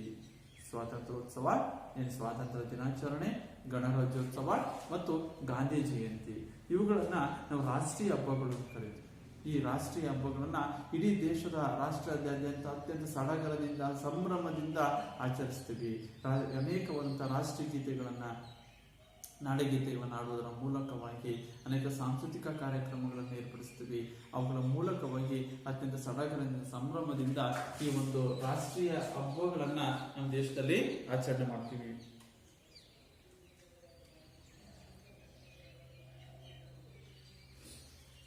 ಈ ಒಂದು ರಾಷ್ಟ್ರೀಯ ಹಬ್ಬಗಳನ್ನ ಅತ್ಯಂತ ಸಡಗರದಿಂದ ಸಂಭ್ರಮದಿಂದ ಆಚರಿಸುವುದರ ಮೂಲಕವಾಗಿ ಎಲ್ಲ ಭಾರತೀಯ ಪೌರರು ಸಹ ಒಂದು ಪ್ರತಿಯೊಂದು ಭಾಗದಲ್ಲೂ ಇದನ್ನ ಆಚರಿಸ್ತಾರೆ. ಭಾಷೆ ಸಂಸ್ಕೃತಿಯನ್ನ ಗಣನೆಗೆ ತೆಗೆದುಕೊಳ್ಳದೆ ಆಚರಿಸುವ ಒಂದು ನಮ್ಮ ಹಬ್ಬಗಳು ಅಂತಂದ್ರೆ ನಮ್ಮ ಏಕತೆಯನ್ನ, ರಾಷ್ಟ್ರೀಯ ಐಕ್ಯತೆಯನ್ನ ಇವರು ವೃದ್ಧಿಸ್ತಾರೆ. ಯಾವುದೇ ಭಾಗದ ಜನರಿರ್ಬೋದು, ಯಾವುದೇ ಭಾಷೆಯ, ಯಾವುದೇ ಜಾತಿಯ, ಯಾವುದೇ ಧರ್ಮದ ಜನರಿಗೆ ಇದು ಸೀಮಿತವಾಗಿರದೆ ಪ್ರತಿಯೊಬ್ಬ ಪ್ರಜೆನೂ ಸಹ ಅವನು ಯಾವುದೇ ಧರ್ಮದವನಾಗಿರ್ಲಿ, ಯಾವುದೇ ಭಾಷೆನಾಗಿರ್ಲಿ, ಯಾವುದೇ ಭಾಗದ ಜನರಾದ್ರು, ಯಾವುದೇ ರಾಜ್ಯದ ಜನರಾದರೂ ಸಹ ಈ ಒಂದು ಹಬ್ಬಗಳನ್ನ, ರಾಷ್ಟ್ರೀಯ ಹಬ್ಬಗಳನ್ನ ಅತ್ಯಂತ ಸಡಗರದಿಂದ ಆಚರಿಸುವುದರ ಮೂಲಕವಾಗಿ ಈ ಹಬ್ಬಗಳು ಏನ್ ಮಾಡ್ತವೆ, ರಾಷ್ಟ್ರೀಯ ಐಕ್ಯತೆಯನ್ನ ಪ್ರೋತ್ಸಾಹಿಸುತ್ತವೆ. ಆ ಮೂಲಕವಾಗಿ ಅದರಿಂದ ಈ ರಾಷ್ಟ್ರೀಯ ಹಬ್ಬಗಳು ರಾಷ್ಟ್ರೀಯ ಐಕ್ಯತೆಯನ್ನ ವೃದ್ಧಿಸ್ತವೆ, ಪ್ರೋತ್ಸಾಹಿಸ್ತವೆ. ಇನ್ನ ರಾಷ್ಟ್ರೀಯ ಲಾಂಛನ, ನಮ್ಮ ರಾಷ್ಟ್ರೀಯ ಲಾಂಛನಗಳು, ನಮ್ಮ ರಾಷ್ಟ್ರೀಯ ಚಿಹ್ನೆ, ರಾಷ್ಟ್ರ ಏನ್ ಲಾಂಛನ ಅಂತ ಕರೀತೀವಿ, ರಾಷ್ಟ್ರೀಯ ಗೀತೆ, ರಾಷ್ಟ್ರ ಧ್ವಜ, ರಾಷ್ಟ್ರೀಯ ಪಕ್ಷಿ, ರಾಷ್ಟ್ರೀಯ ಹೂವು, ರಾಷ್ಟ್ರೀಯ ಪ್ರಾಣಿ ಮುಂತಾದವು ಇವೆಲ್ಲವೂ ಸಹ ನಾವೆಲ್ಲರೂ ಒಂದೇ ಎಂದು ಗುರುತಿಸಿಕೊಳ್ಳಲು ಸಹಾಯಕವಾಗಿ, ನಾವೆಲ್ಲರೂ ಸಹ ಭಾರತೀಯರು ಎಂದು ಗುರುತಿಸಿಕೊಳ್ಳಲು ಸಹಾಯಕವಾಗಿ, ನಮ್ಮ ದೇಶದ ಯಾವುದೇ ಭಾಗಕ್ಕೆ ಹೋದ್ರೂ ಸಹ ನಮ್ಮ ರಾಷ್ಟ್ರ ಲಾಂಛನ ಯಾವುದು, ನಮ್ಮ ರಾಷ್ಟ್ರೀಯ ಪಕ್ಷಿ ಯಾವುದು, ನಾವಿಲ್ಲ ಅಂತ ಹೇಳ್ತಾರೆ. ನಮ್ಮ ದೇಶದ ಯಾವುದೇ ಭಾಗದ ಹೋದ್ರೂ ಸಹ ಅಲ್ಲಿನ ಒಂದು ಜನರು ಹೇಳುವುದು ಒಂದೇ, ನಮ್ಮ ರಾಷ್ಟ್ರೀಯ ಪಕ್ಷಿ ನವಿಲು, ಇನ್ನೊಂದು ರಾಷ್ಟ್ರೀಯ ಪ್ರಾಣಿ ಹುಲಿ. ರಾಷ್ಟ್ರೀಯ ಪಕ್ಷಿ, ರಾಷ್ಟ್ರ ಲಾಂಛನ ಇರ್ಬೋದು, ರಾಷ್ಟ್ರೀಯ ಪಕ್ಷಿ ಇರ್ಬೋದು, ರಾಷ್ಟ್ರ ಪ್ರಾಣಿ, ರಾಷ್ಟ್ರೀಯ ಹೂವು, ನಮ್ಮ ರಾಷ್ಟ್ರೀಯ ಹೂವು, ಇವೆಲ್ಲವೂ ಸಹ ಒಂದೇ, ನಾವೆಲ್ಲರೂ ಒಂದೇ ಎಂಬ ಒಂದು ಭಾವನೆಯನ್ನ ಮೂಡಿಸಲು, ಭಾವನೆಯನ್ನು ಹೊಂದಲು ಸಹಾಯಕವಾಗಿವೆ. ಅಂತಹ ಒಂದು ಸಹ ಆಚರಣೆಯ ಸಂದರ್ಭದಲ್ಲಿ ಆಗಲಿ ಅಥವಾ ವಿಪತ್ತಿನ ಸಂದರ್ಭದಲ್ಲಿ ಆಗಲಿ ನಾವೆಲ್ಲ ಒಂದೇ ಎಂದು ಒಗ್ಗೂಡಿಸುವ ಆರೋಗ್ಯಕರವಾದಂತಹ ಒಂದು ಅಂಶ ಅಂತಂದ್ರೆ ಒಂದು ರಾಷ್ಟ್ರೀಯ ಲಾಂಛನಗಳು. ಮೊದಲನೇದಾಗಿ ರಾಷ್ಟ್ರೀಯ ಲಾಂಛನ ಅಂದಾಗ ರಾಷ್ಟ್ರೀಯ ಪ್ರಾಣಿ ಹುಲಿ, ರಾಷ್ಟ್ರೀಯ ಪಕ್ಷಿ ನವಿಲು, ರಾಷ್ಟ್ರೀಯ ಹೂವು ಕಮಲ, ಇವು ರಾಷ್ಟ್ರ ಪ್ರಮುಖವಾದಂತಹ ನಮ್ಮ ರಾಷ್ಟ್ರದ ಲಾಂಛನಗಳು, ನಮ್ಮ ರಾಷ್ಟ್ರದ ಪ್ರಮುಖ ಚಿಹ್ನೆಗಳು ಅಂತ ನಾವು ಕರಿತೀವಿ. ಇವು ಸಹ ನಮ್ಮ ರಾಷ್ಟ್ರದ ಐಕ್ಯತೆಯನ್ನು ಮೂಡಿಸುವಂತಹ, ಪ್ರೋತ್ಸಾಹಿಸುವಂತಹ ಒಂದು ಅಂಶ. ನೆಕ್ಸ್ಟ್ ಪರಸ್ಪರ ಅನುನ್ಯತೆ. ನಮ್ಮ ದೇಶದಲ್ಲಿ ಅನೇಕವಾದಂತಹ ಭಾಷೆ, ಅನೇಕ ಧರ್ಮ, ಅನೇಕ ಜಾತಿಯ ಜನರನ್ನು ಇದ್ರೂ ಸಹ ಬಹಳ ಪರಸ್ಪರ ಅನುನ್ಯತೆಯಿಂದ ಕೂಡಲು, ಅನುನ್ನತಿಯಿಂದ ಬದುಕನ್ನ, ಜೀವನವನ್ನು ನಿರ್ವಹಿಸಿಕೊಂಡು ಹೋಗಲು ಒಂದು ಅವಕಾಶ, ಒಂದು ಉತ್ತಮವಾದಂತಹ ಒಂದು ವಾತಾವರಣ ನಮ್ಮ ದೇಶದಲ್ಲಿದೆ. ಅದು ನಾವೆಲ್ಲ ಒಂದೇ ಎಂಬ ಮನೋಭಾವನೆಯನ್ನ ಹೊಂದಲು ಸಹಾಯಕವಾಗಿದೆ. ಅನೇಕ ನಮ್ಮ ದೇಶದಲ್ಲಿರುವಂತಹ ಅನೇಕ ಒಂದು ರಾಜ್ಯದ ಒಂದು ರಾಜ್ಯ ಮತ್ತೊಂದು ರಾಜ್ಯವನ್ನ ಅವಲಂಬಿಸಿದೆ. ಆ ಮೂಲಕವಾಗಿ ಪರಸ್ಪರ ಅನುನ್ನತಿಯಿಂದ ಕೂಡಿ ಬಾಳಲು ಅವಕಾಶ ಸಿಕ್ಕಂತಾಗಿದೆ. ಈಗ ಉದಾಹರಣೆ ಹೇಳ್ಬೇಕು ಅಂತಂದ್ರೆ, ಒಂದು ರಾಷ್ಟ್ರದ ಪ್ರತಿಯೊಂದು ಭಾಗವೂ ಸಹ ಇನ್ನೊಂದು ಭಾಗದ ಮೇಲೆ ಅವಲಂಬಿತವಾಗಿದೆ. ಅಂದ್ರೆ ಒಂದು ರಾಜ್ಯ ಮತ್ತೊಂದು ರಾಜ್ಯದ ಮೇಲೆ ಕೆಲವೊಂದು ವಿಷಯಗಳಿಂದ, ಕೆಲವೊಂದು ಅಂಶಗಳಿಂದ ಅದು ಅವಲಂಬಿತವಾಗಿರುತ್ತೆ. ಉದಾಹರಣೆಗೆ ಆಯಾ ಭಾಗದ ಉತ್ಪಾದನೆಗಳು ಆರ್ಥಿಕ ಬೆಳವಣಿಗೆಯನ್ನ ಒಳಗೊಂಡಿರುತ್ತೆ. ಪಂಜಾಬ್ನಲ್ಲಿ ಗೋಧಿ ಬೆಳೆದ್ರೆ ತಮಿಳುನಾಡಲ್ಲಿ ಮಾರಾಟ ಆಗುತ್ತೆ. ಉದಾಹರಣೆ, ಪಂಜಾಬ್ನಲ್ಲಿ ಬೆಳೆಯೋದು ಗೋಧಿ, ಅತಿ ಹೆಚ್ಚು ಗೋಧಿಯನ್ನ ಪಂಜಾಬ್ನಲ್ಲಿ ಬೆಳೀತಾರೆ. ಅದು ಮಾರಾಟ ಆಗೋದಲ್ಲಿ ತಮಿಳುನಾಡು. ಆಗ ಪಂಜಾಬ್ ಮತ್ತು ತಮಿಳುನಾಡಿನಲ್ಲಿ ಏನಾಗುತ್ತೆ, ಜನರ ನಡುವೆ ಅನುನ್ಯತೆ ಬೆಳೆಯುತ್ತೆ. ಯಾಕೆಂದ್ರೆ ಗೋಧಿಯ ಅವಶ್ಯಕತೆ ತಮಿಳುನಾಡಿಗಿದೆ. ಆ ಗೋಧಿಯನ್ನ ಅತಿ ಹೆಚ್ಚಿನ ಜನರು, ತಮಿಳುನಾಡಿನ ಜನರು ಗೋಧಿನ ಬೆಳೆಸ್ತಾರೆ. ಪಂಜಾಬ್ನಲ್ಲಿ ಗೋಧಿನೇ ಬೆಳೀತಾರೆ, ಮಾರಾಟವಾಗೋದು ತಮಿಳುನಾಡಿನಲ್ಲಿ. ಇನ್ನ ಹತ್ತಿ ಗುಜರಾತ್ನಲ್ಲಿ ಬೆಳೆದ್ರೆ ಬಿಹಾರದಲ್ಲಿ ಮಾರಾಟ ಆಗುತ್ತೆ. ಹತ್ತಿಯನ್ನ ಗುಜರಾತ್ನಲ್ಲಿ ಬೆಳೀತಾರೆ, ಮಾರಾಟವಾಗೋದು ಬಿಹಾರದಲ್ಲಿ. ಆಗ ಬಿಹಾರ ಮತ್ತು ಗುಜರಾತ್ ನಡುವೆ ಒಂದು ಅನನ್ಯತೆ ಇದೆ. ಆಗ ಗುಜರಾತ್ ಯಾವ್ದನ್ನ ಬಿಹಾರ ಯಾವ್ದನ್ನ ಅವಲಂಬಿಸುತ್ತೆ? ಗುಜರಾತ್ನ ಅವಲಂಬಿಸಿರೋದು. ತಮಿಳುನಾಡು ಪಂಜಾಬ್ನ ಅವಲಂಬಿಸಿರೋದು. ಈಗ ಒಂದು ಭಾಗದ ಜನರು, ಒಂದು ಭಾಗ ನಮ್ಮ ರಾಷ್ಟ್ರದ ಒಂದು ಭಾಗ, ಒಂದು ರಾಜ್ಯ ಮತ್ತೊಂದು ರಾಜ್ಯವನ್ನ ಅವಲಂಬಿಸುತ್ತೆ. ಆ ಮೂಲಕವಾಗಿ ಅನನ್ಯತೆ, ಪರಸ್ಪರ ಅನನ್ಯವಾಗಿ ಅವರು ತಮ್ಮ ಜೀವನವನ್ನ, ತಮ್ಮ ಬದುಕನ್ನ ಕಟ್ಕೊಳ್ಳಲು ಸಹಾಯಕವಾಗುತ್ತೆ. ಯಾವುದೇ ಸಂಪೂರ್ಣವಾಗಿ ಸ್ವಾವಲಂಬಿಯಾಗದೆ, ಯಾವುದೇ ನಮ್ಮ ದೇಶದ ಯಾವುದೇ ಒಂದು ರಾಜ್ಯ ಸಂಪೂರ್ಣವಾಗಿ ನಾನು ಬೇರೆ ರಾಜ್ಯಕ್ಕೆ ಅವಲಂಬಿತ ಆಗಲ್ಲ ಅಂತೇಳಿ ಸ್ವಾವಲಂಬಿ ಆಗಲು ಸಾಧ್ಯವಿಲ್ಲ. ಅದು ಒಂದಲ್ಲ ಒಂದು ವಿಷಯಕ್ಕೆ ಬೇರೊಂದು ರಾಜ್ಯವನ್ನ, ಬೇರೊಂದು ಒಂದು ಪಕ್ಕದ ಪ್ರದೇಶದೊಂದಿಗೆ, ಪಕ್ಕದ ಒಂದು ನಮ್ಮ ರಾಷ್ಟ್ರದ ಇನ್ನೊಂದು ಭಾಗದೊಂದಿಗೆ ಅವಲಂಬಿಸಬೇಕಾಗುತ್ತೆ. ಆ ಹಿನ್ನೆಲೆಯಲ್ಲಿ ಈ ಒಂದು ಪರಸ್ಪರ ಅನನ್ಯತೆಯು ಸಹ ರಾಷ್ಟ್ರೀಯ ಐಕ್ಯತೆಯನ್ನ ಇದು ವೃದ್ಧಿಸುತ್ತೆ. ನೋಡ್ರಿ, ಆಗ ಈ ಒಂದು ಪಂಜಾಬ್ನಲ್ಲಿ ನಾವು ಗೋಧಿ ಬೆಳೆದಾಗ ತಮಿಳುನಾಡಿನಲ್ಲಿ ಮಾರಾಟ ಆಗತ್ತೆ ಅಂದಾಗ ತಮಿಳುನಾಡಿನ ಜನರಿಗೆ ಪಂಜಾಬ್ನಲ್ಲಿ ಗೌರವ ಇರುತ್ತೆ, ಪಂಜಾಬ್ ರಾಜ್ಯದ ಮೇಲೆ ಒಂದು ಗೌರವ, ಒಂದು ಪ್ರೀತಿ, ವಿಶ್ವಾಸ ಇರುತ್ತೆ. ಇದೇ ರೀತಿ ನಮ್ಮ ರಾಷ್ಟ್ರದ ಪ್ರತಿಯೊಂದು ಭಾಗದ ಜನರು ಎಲ್ಲರೂ ಸಹ ಪರಸ್ಪರ ಅನನ್ಯತೆಯಿಂದ ಕೂಡಿ ಬೆಳೆದಾಗ ಅವಾಗ ಅವ್ರಿಗೆ ಏನಾಗುತ್ತೆ, ನಾವು ನಮ್ಮ ರಾಷ್ಟ್ರದ ಪ್ರಜೆಗಳು, ನಾವೆಲ್ಲರೂ ಸಹ ಭಾರತೀಯರು, ಒಂದು ರಾಷ್ಟ್ರೀಯತೆ ಮನೋಭಾವನೆ ಪ್ರತಿಯೊಬ್ಬರಲ್ಲೂ ಮೂಡುತ್ತೆ. ಆ ಮೂಲಕವಾಗಿ ಇದು ರಾಷ್ಟ್ರೀಯ ಐಕ್ಯತೆಯನ್ನ ವೃದ್ಧಿಸುತ್ತೆ. ಅರ್ಥ ಆಯ್ತಾ ಮಕ್ಕಳ? ಈ ಪರಸ್ಪರ ಅನನ್ಯತೆ ಇವು ರಾಷ್ಟ್ರೀಯ ಐಕ್ಯತೆಯನ್ನು ಮೂಡಿಸುವಂತಹ ಅಂಶ. ರಾಷ್ಟ್ರೀಯ ಐಕ್ಯತೆಯನ್ನು ಮೂಡಿಸುವಂತಹ ಅಂಶಗಳು: 1 ಜಾತ್ಯತೀತತೆ, 2 ಪ್ರಜಾಪ್ರಭುತ್ವ, 3 ರಾಷ್ಟ್ರೀಯ ಹಬ್ಬಗಳು, 4 ರಾಷ್ಟ್ರೀಯ ಲಾಂಛನಗಳು, 5 ಪರಸ್ಪರ ಅನನ್ಯತೆ. ಇವು ರಾಷ್ಟ್ರೀಯ ಐಕ್ಯತೆಯನ್ನ ಪ್ರೋತ್ಸಾಹಿಸುವಂತಹ ಅಥವಾ ರಾಷ್ಟ್ರೀಯ ಐಕ್ಯತೆಯನ್ನು ವೃದ್ಧಿಸುವಂತಹ ಅಂಶಗಳು.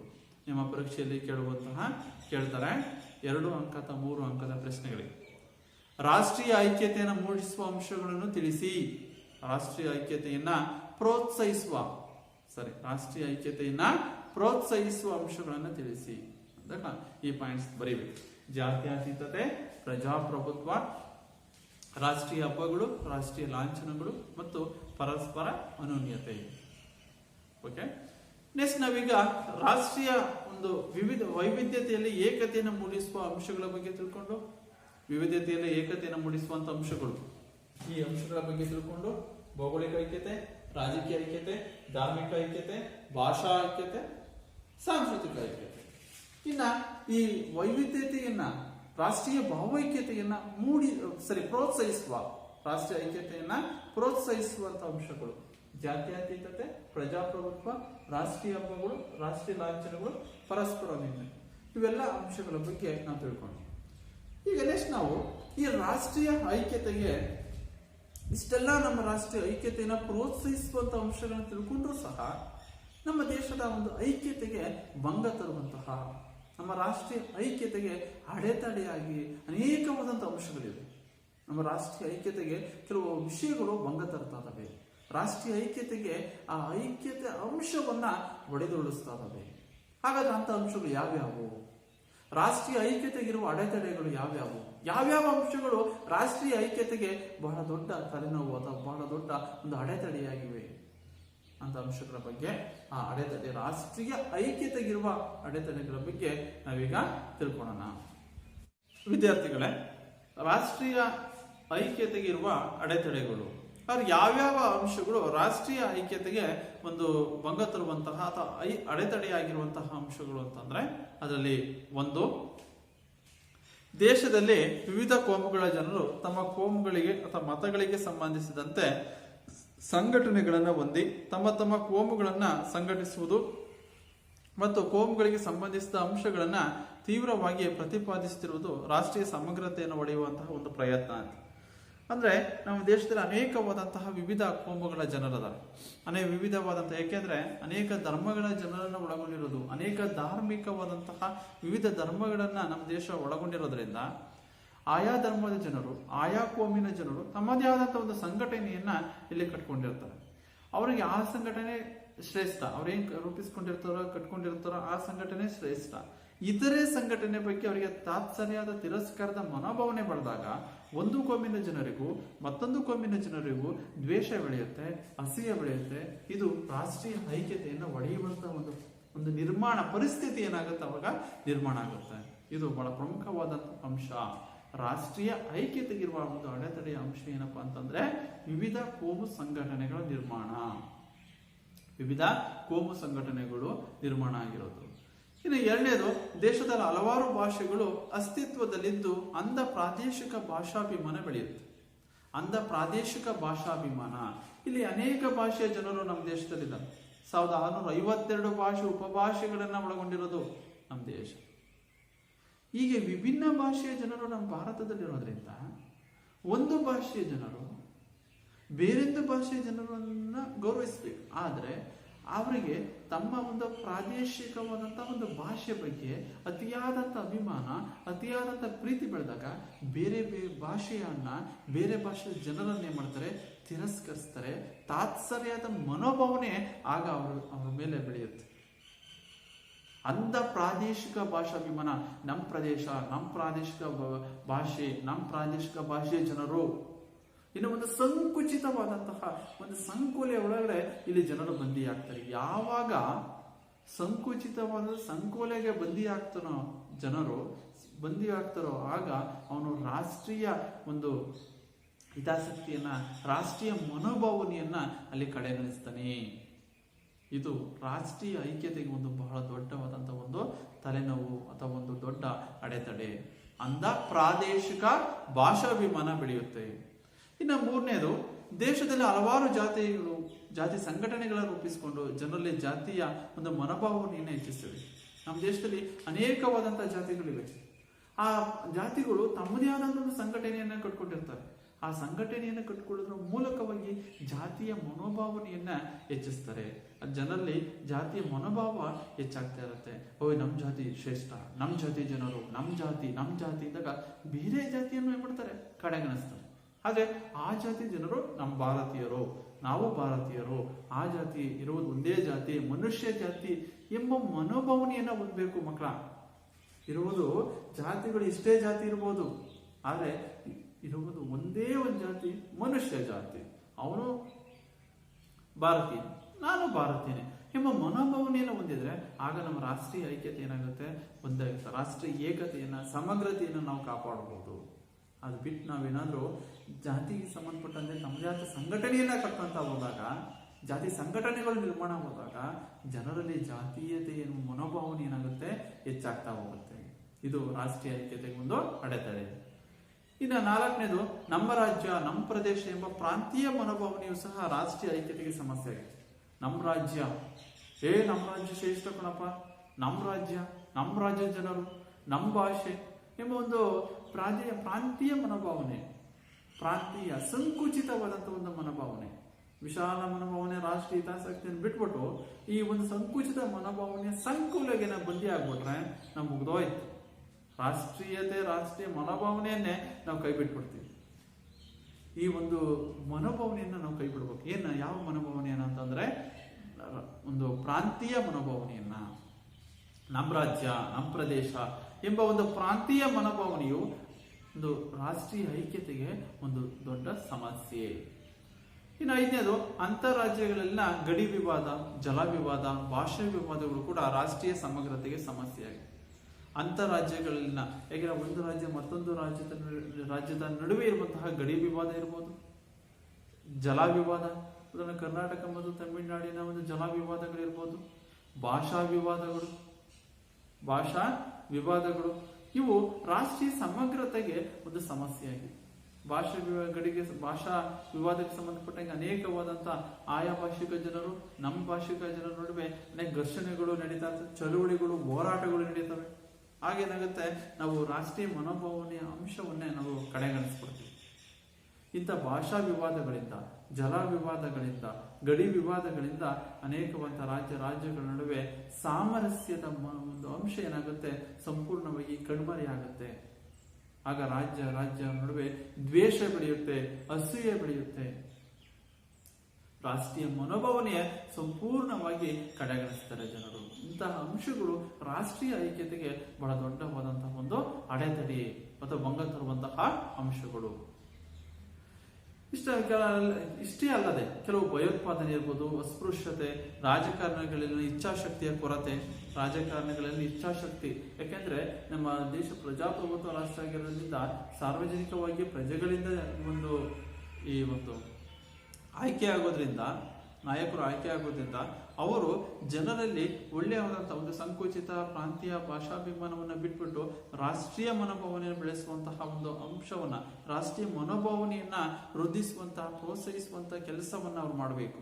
ಆಗೇನಾಗುತ್ತೆ, ರಾಷ್ಟ್ರೀಯ ಏಕತೆಯನ್ನ, ಸಮಗ್ರತೆಯನ್ನ ನಾವು ಕಾಪಾಡಬಹುದು. ಆದರೆ ಕೆಲವು ರಾಜಕೀಯ ಇಚ್ಛಾಶಕ್ತಿಯ ಕೊರತೆಯು ಸಹ ನಮ್ಮ ಒಂದು ರಾಷ್ಟ್ರೀಯ ಐಕ್ಯತೆಗೆ ಒಂದು ಅಡೆತಡೆಯಾಗಿದೆ. ಇನ್ನು ಅಸ್ಪೃಶ್ಯತೆ, ಭಯೋತ್ಪಾದನೆ, ಜನರಲ್ಲಿನ ಅಜಾಗರೂಕತೆ ಇವೆಲ್ಲವೂ ಸಹ ರಾಷ್ಟ್ರೀಯ ಐಕ್ಯತೆಗೆ ಅಡೆತಡೆಯಾಗಿವೆ.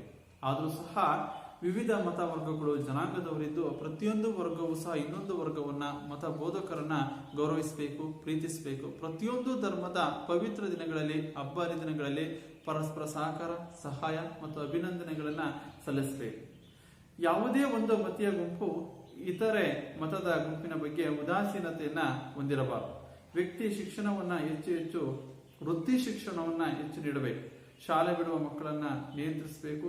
ಹೀಗೆ ಜವಾಬ್ದಾರಿಯುತ ಪ್ರಜೆಗಳಾದ ನಾವು ಇತರೆ ಭಾಷೆಗಳಿಗೆ, ಸಂಸ್ಕೃತಿಗೆ, ಮತಗಳಿಗೆ ಸೂಕ್ತ ಗೌರವವನ್ನ ಕೊಡಬೇಕು. ಆಗ ರಾಷ್ಟ್ರದಲ್ಲಿ ನೈಜ ಸಮಗ್ರತೆಯನ್ನು ಏನಾಗುತ್ತೆ, ಮೂಡುತ್ತೆ. ಅಂದ್ರೆ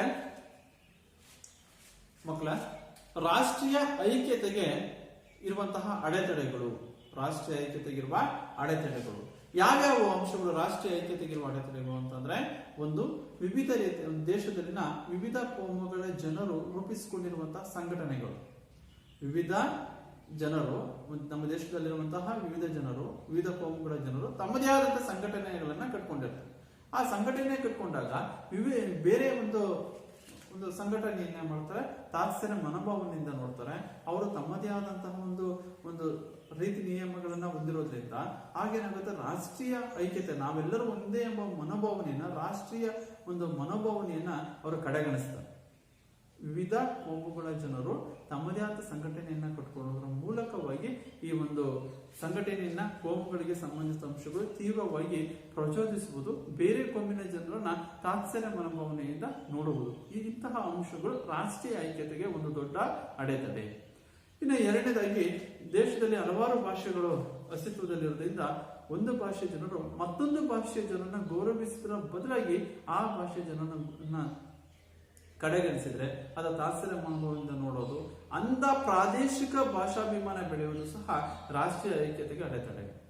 ನೆಕ್ಸ್ಟ್ ಪ್ರಾಂತೀಯ ಭಾವನೆ, ಸಂಕುಚಿತ ಮನೋಭಾವನೆ ಬೆಳೆಯೋದು, ಪ್ರಾಂತೀಯ ಒಂದು ಮನೋಭಾವನೆಯನ್ನ ಬೆಳೆಸ್ಕೊಳ್ಳೋದು, ನಮ್ಮ ರಾಜ್ಯ ಅಥವಾ ನಮ್ಮ ಪ್ರದೇಶ ಎಂಬ ಒಂದು ಪ್ರಾಂತೀಯ ಮನೋಭಾವನೆಯು ಸಹ ಒಂದು ರಾಷ್ಟ್ರೀಯ ಐಕ್ಯತೆಗೆ ಒಂದು ಸಮಸ್ಯೆ. ಆಮೇಲೆ ಅನೇಕ ಜಾತಿಗಳು ತಮ್ಮದೇ ಆದ ಜಾತಿ ಸಂಘಟನೆಯನ್ನು ಕಟ್ಟಿಕೊಳ್ಳೋದ್ರ ಮೂಲಕವಾಗಿ ಒಂದು ಜಾತೀಯವಾದವನ್ನ, ಜನರಲ್ಲಿ ಜಾತಿಯ ಮನೋಭಾವನೆಯನ್ನ ಹೆಚ್ಚಿಸ್ತವೆ. ಇನ್ನ ಅಂತಾರಾಜ್ಯಗಳನ್ನ ಗಡಿ ವಿವಾದಗಳು, ಜಲ ವಿವಾದಗಳು, ಭಾಷಾ ವಿವಾದಗಳು ಇವು ಸಹ ರಾಷ್ಟ್ರೀಯ ಐಕ್ಯತೆಗೆ ಒಂದು ಅಡೆತಡೆ. ಭಯೋತ್ಪಾದನೆ ಇವು ಸಹ ರಾಷ್ಟ್ರೀಯ ಐಕ್ಯತೆಗೆ ಅಡೆತಡೆ. ರಾಜಕೀಯ ನಾಯಕರಲ್ಲಿನ ಇಚ್ಛಾಶಕ್ತಿಯ ಕೊರತೆ, ಅಸ್ಪೃಶ್ಯತೆ, ಜನರಲ್ಲಿನ ಅಜಾಗರೂಕತೆ ಇವು ಒಂದು ರಾಷ್ಟ್ರೀಯ ಭಾವೈಕ್ಯತೆಗಿರುವಂತಹ ಅಡೆತಡೆಗಳು. ಏನೇ ಅಡೆತಡೆಗಳಿದ್ರು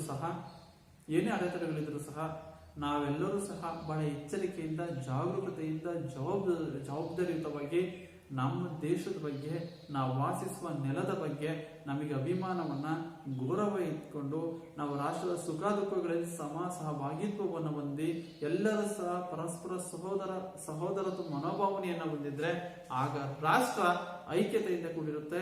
ರಾಷ್ಟ್ರದ ಸಮಗ್ರತೆಯನ್ನು ನಾವು ಕಾಪಾಡಬಹುದು. ಯಾವುದೇ ಧರ್ಮ ಇರ್ಬೋದು, ಯಾವ ಧರ್ಮದ ಹಬ್ಬವನ್ನ ಆಚರಿಸಿದಾಗ ಎಲ್ಲರೂ ಸಹ ಪರಸ್ಪರವಾಗಿ ಅಭಿನಂದಿಸಬೇಕು, ಪರಸ್ಪರ ಗೌರವದಿಂದ ಹಬ್ಬಗಳನ್ನ ಆಚರಿಸಬೇಕು. ರಾಷ್ಟ್ರೀಯ ಹಬ್ಬಗಳಾದ್ರೆ ರಾಷ್ಟ್ರೀಯ ಹಬ್ಬಗಳನ್ನ ದೇಶದ ಪ್ರತಿಯೊಬ್ಬ ಪ್ರಜೆಯೂ ಸಹ ಎಲ್ಲಾ ಕಡೆಯೂ ಸಹ, ದೇಶದ ಎಲ್ಲಾ ಭಾಗದಲ್ಲೂ ಸಹ ಸಂತೋಷದಿಂದ, ಸಡಗರದಿಂದ, ಸಂಭ್ರಮದಿಂದ ಆಚರಿಸಬೇಕು. ಆ ಮೂಲಕವಾಗಿ ನಾವು ರಾಷ್ಟ್ರದ ಐಕ್ಯತೆಯನ್ನ, ರಾಷ್ಟ್ರದ ಸಮಗ್ರತೆಯನ್ನ ನಾವು ಮೂಡಿಸಬಹುದು. ಇದು ವಿದ್ಯಾರ್ಥಿಗಳೇ ರಾಷ್ಟ್ರೀಯ ಭಾವೈಕ್ಯತೆ. ಈ ನಿಮ್ಮ 9ನೇ ತರಗತಿಯ ರಾಜ್ಯಶಾಸ್ತ್ರ ವಿಭಾಗದ ಕೊನೆಯ ಘಟಕ ರಾಷ್ಟ್ರೀಯ ಭಾವೈಕ್ಯತೆ. ಈ ಘಟಕದಲ್ಲಿ ನಾವು ತಿಳಿದುಕೊಂಡಂತಹ ಕಲಿಕಾಂಶಗಳು ಅಂದ್ರೆ ಫಸ್ಟ್ ನಂಬರ್ 1, ರಾಷ್ಟ್ರೀಯತೆ ಅಂದ್ರೆ ಏನು? ರಾಷ್ಟ್ರೀಯತೆ ಅರ್ಥ. ರಾಷ್ಟ್ರ ಎಂಬ ಪದ ರಾಷ್ಟ್ರೀಯತೆಯಿಂದ ಬಂದಿದೆ. ಎಕ್ಸಾಮ್ ಅಲ್ಲಿ ಕೇಳ್ತಾರೆ ರಾಷ್ಟ್ರೀಯತೆ ಎಂದರೇನು? ರಾಷ್ಟ್ರೀಯತೆ ಎಂದರೆ ನಾವು ವಾಸಿಸುವ ನೆಲದ ಬಗ್ಗೆ ಅಭಿಮಾನ, ನಾವು ವಾಸಿಸುವ ನೆಲವನ್ನ ಮಾತೃಭೂಮಿ ಎಂದು ತಿಳಿಯುವ ಜನಸಮೂಹ, ಆ ಜನಸಮೂಹದ ನಡುವೆ ಸಹೋದರತ್ವ ಮನೋಭಾವನೆ ಮತ್ತು ರಾಷ್ಟ್ರದ ಸುಖ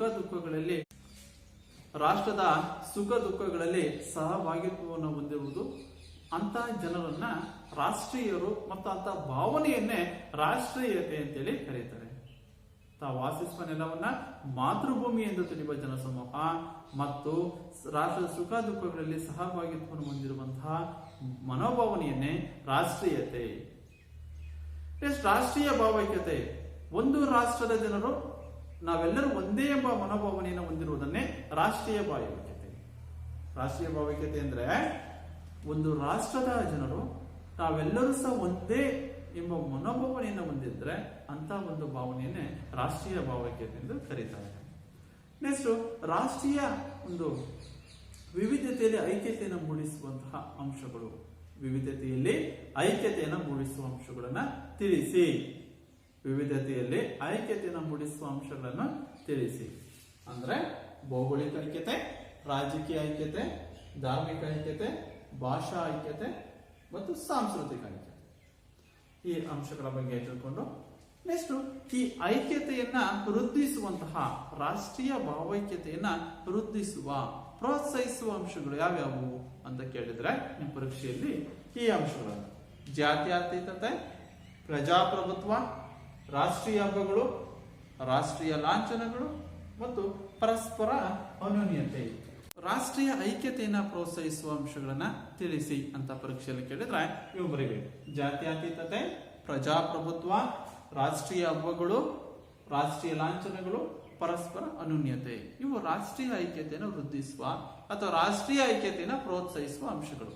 ಈ ಅಂಶಗಳ ಬಗ್ಗೆ ನಾವು ತಿಳ್ಕೊಂಡು ನಂತರ ಕೊನೆಯ ಕಲಿಕಾಂಶವಾದಂತಹ ರಾಷ್ಟ್ರೀಯ ಭಾವೈಕ್ಯತೆಗಿರುವ ಅಡೆತಡೆ, ರಾಷ್ಟ್ರೀಯ ಭಾವೈಕ್ಯತೆಗಿರುವ ಅಡೆತಡೆಗಳ ಬಗ್ಗೆಯೂ ಸಹ ನಾವು ಸಂಪೂರ್ಣವಾಗಿ ಇಂದಿನ ಘಟಕದಲ್ಲಿ ನಾವು ತಿಳ್ಕೊಂಡಿದ್ದೀವಿ. ಇಂದಿನ ತರಗತಿಯಲ್ಲಿ ಈ ಘಟಕದ ಕಲಿಕಾಂಶಗಳನ್ನ ನಾವು ಸಂಪೂರ್ಣವಾಗಿ ತಿಳ್ಕೊಂಡಿದ್ದೀವಿ.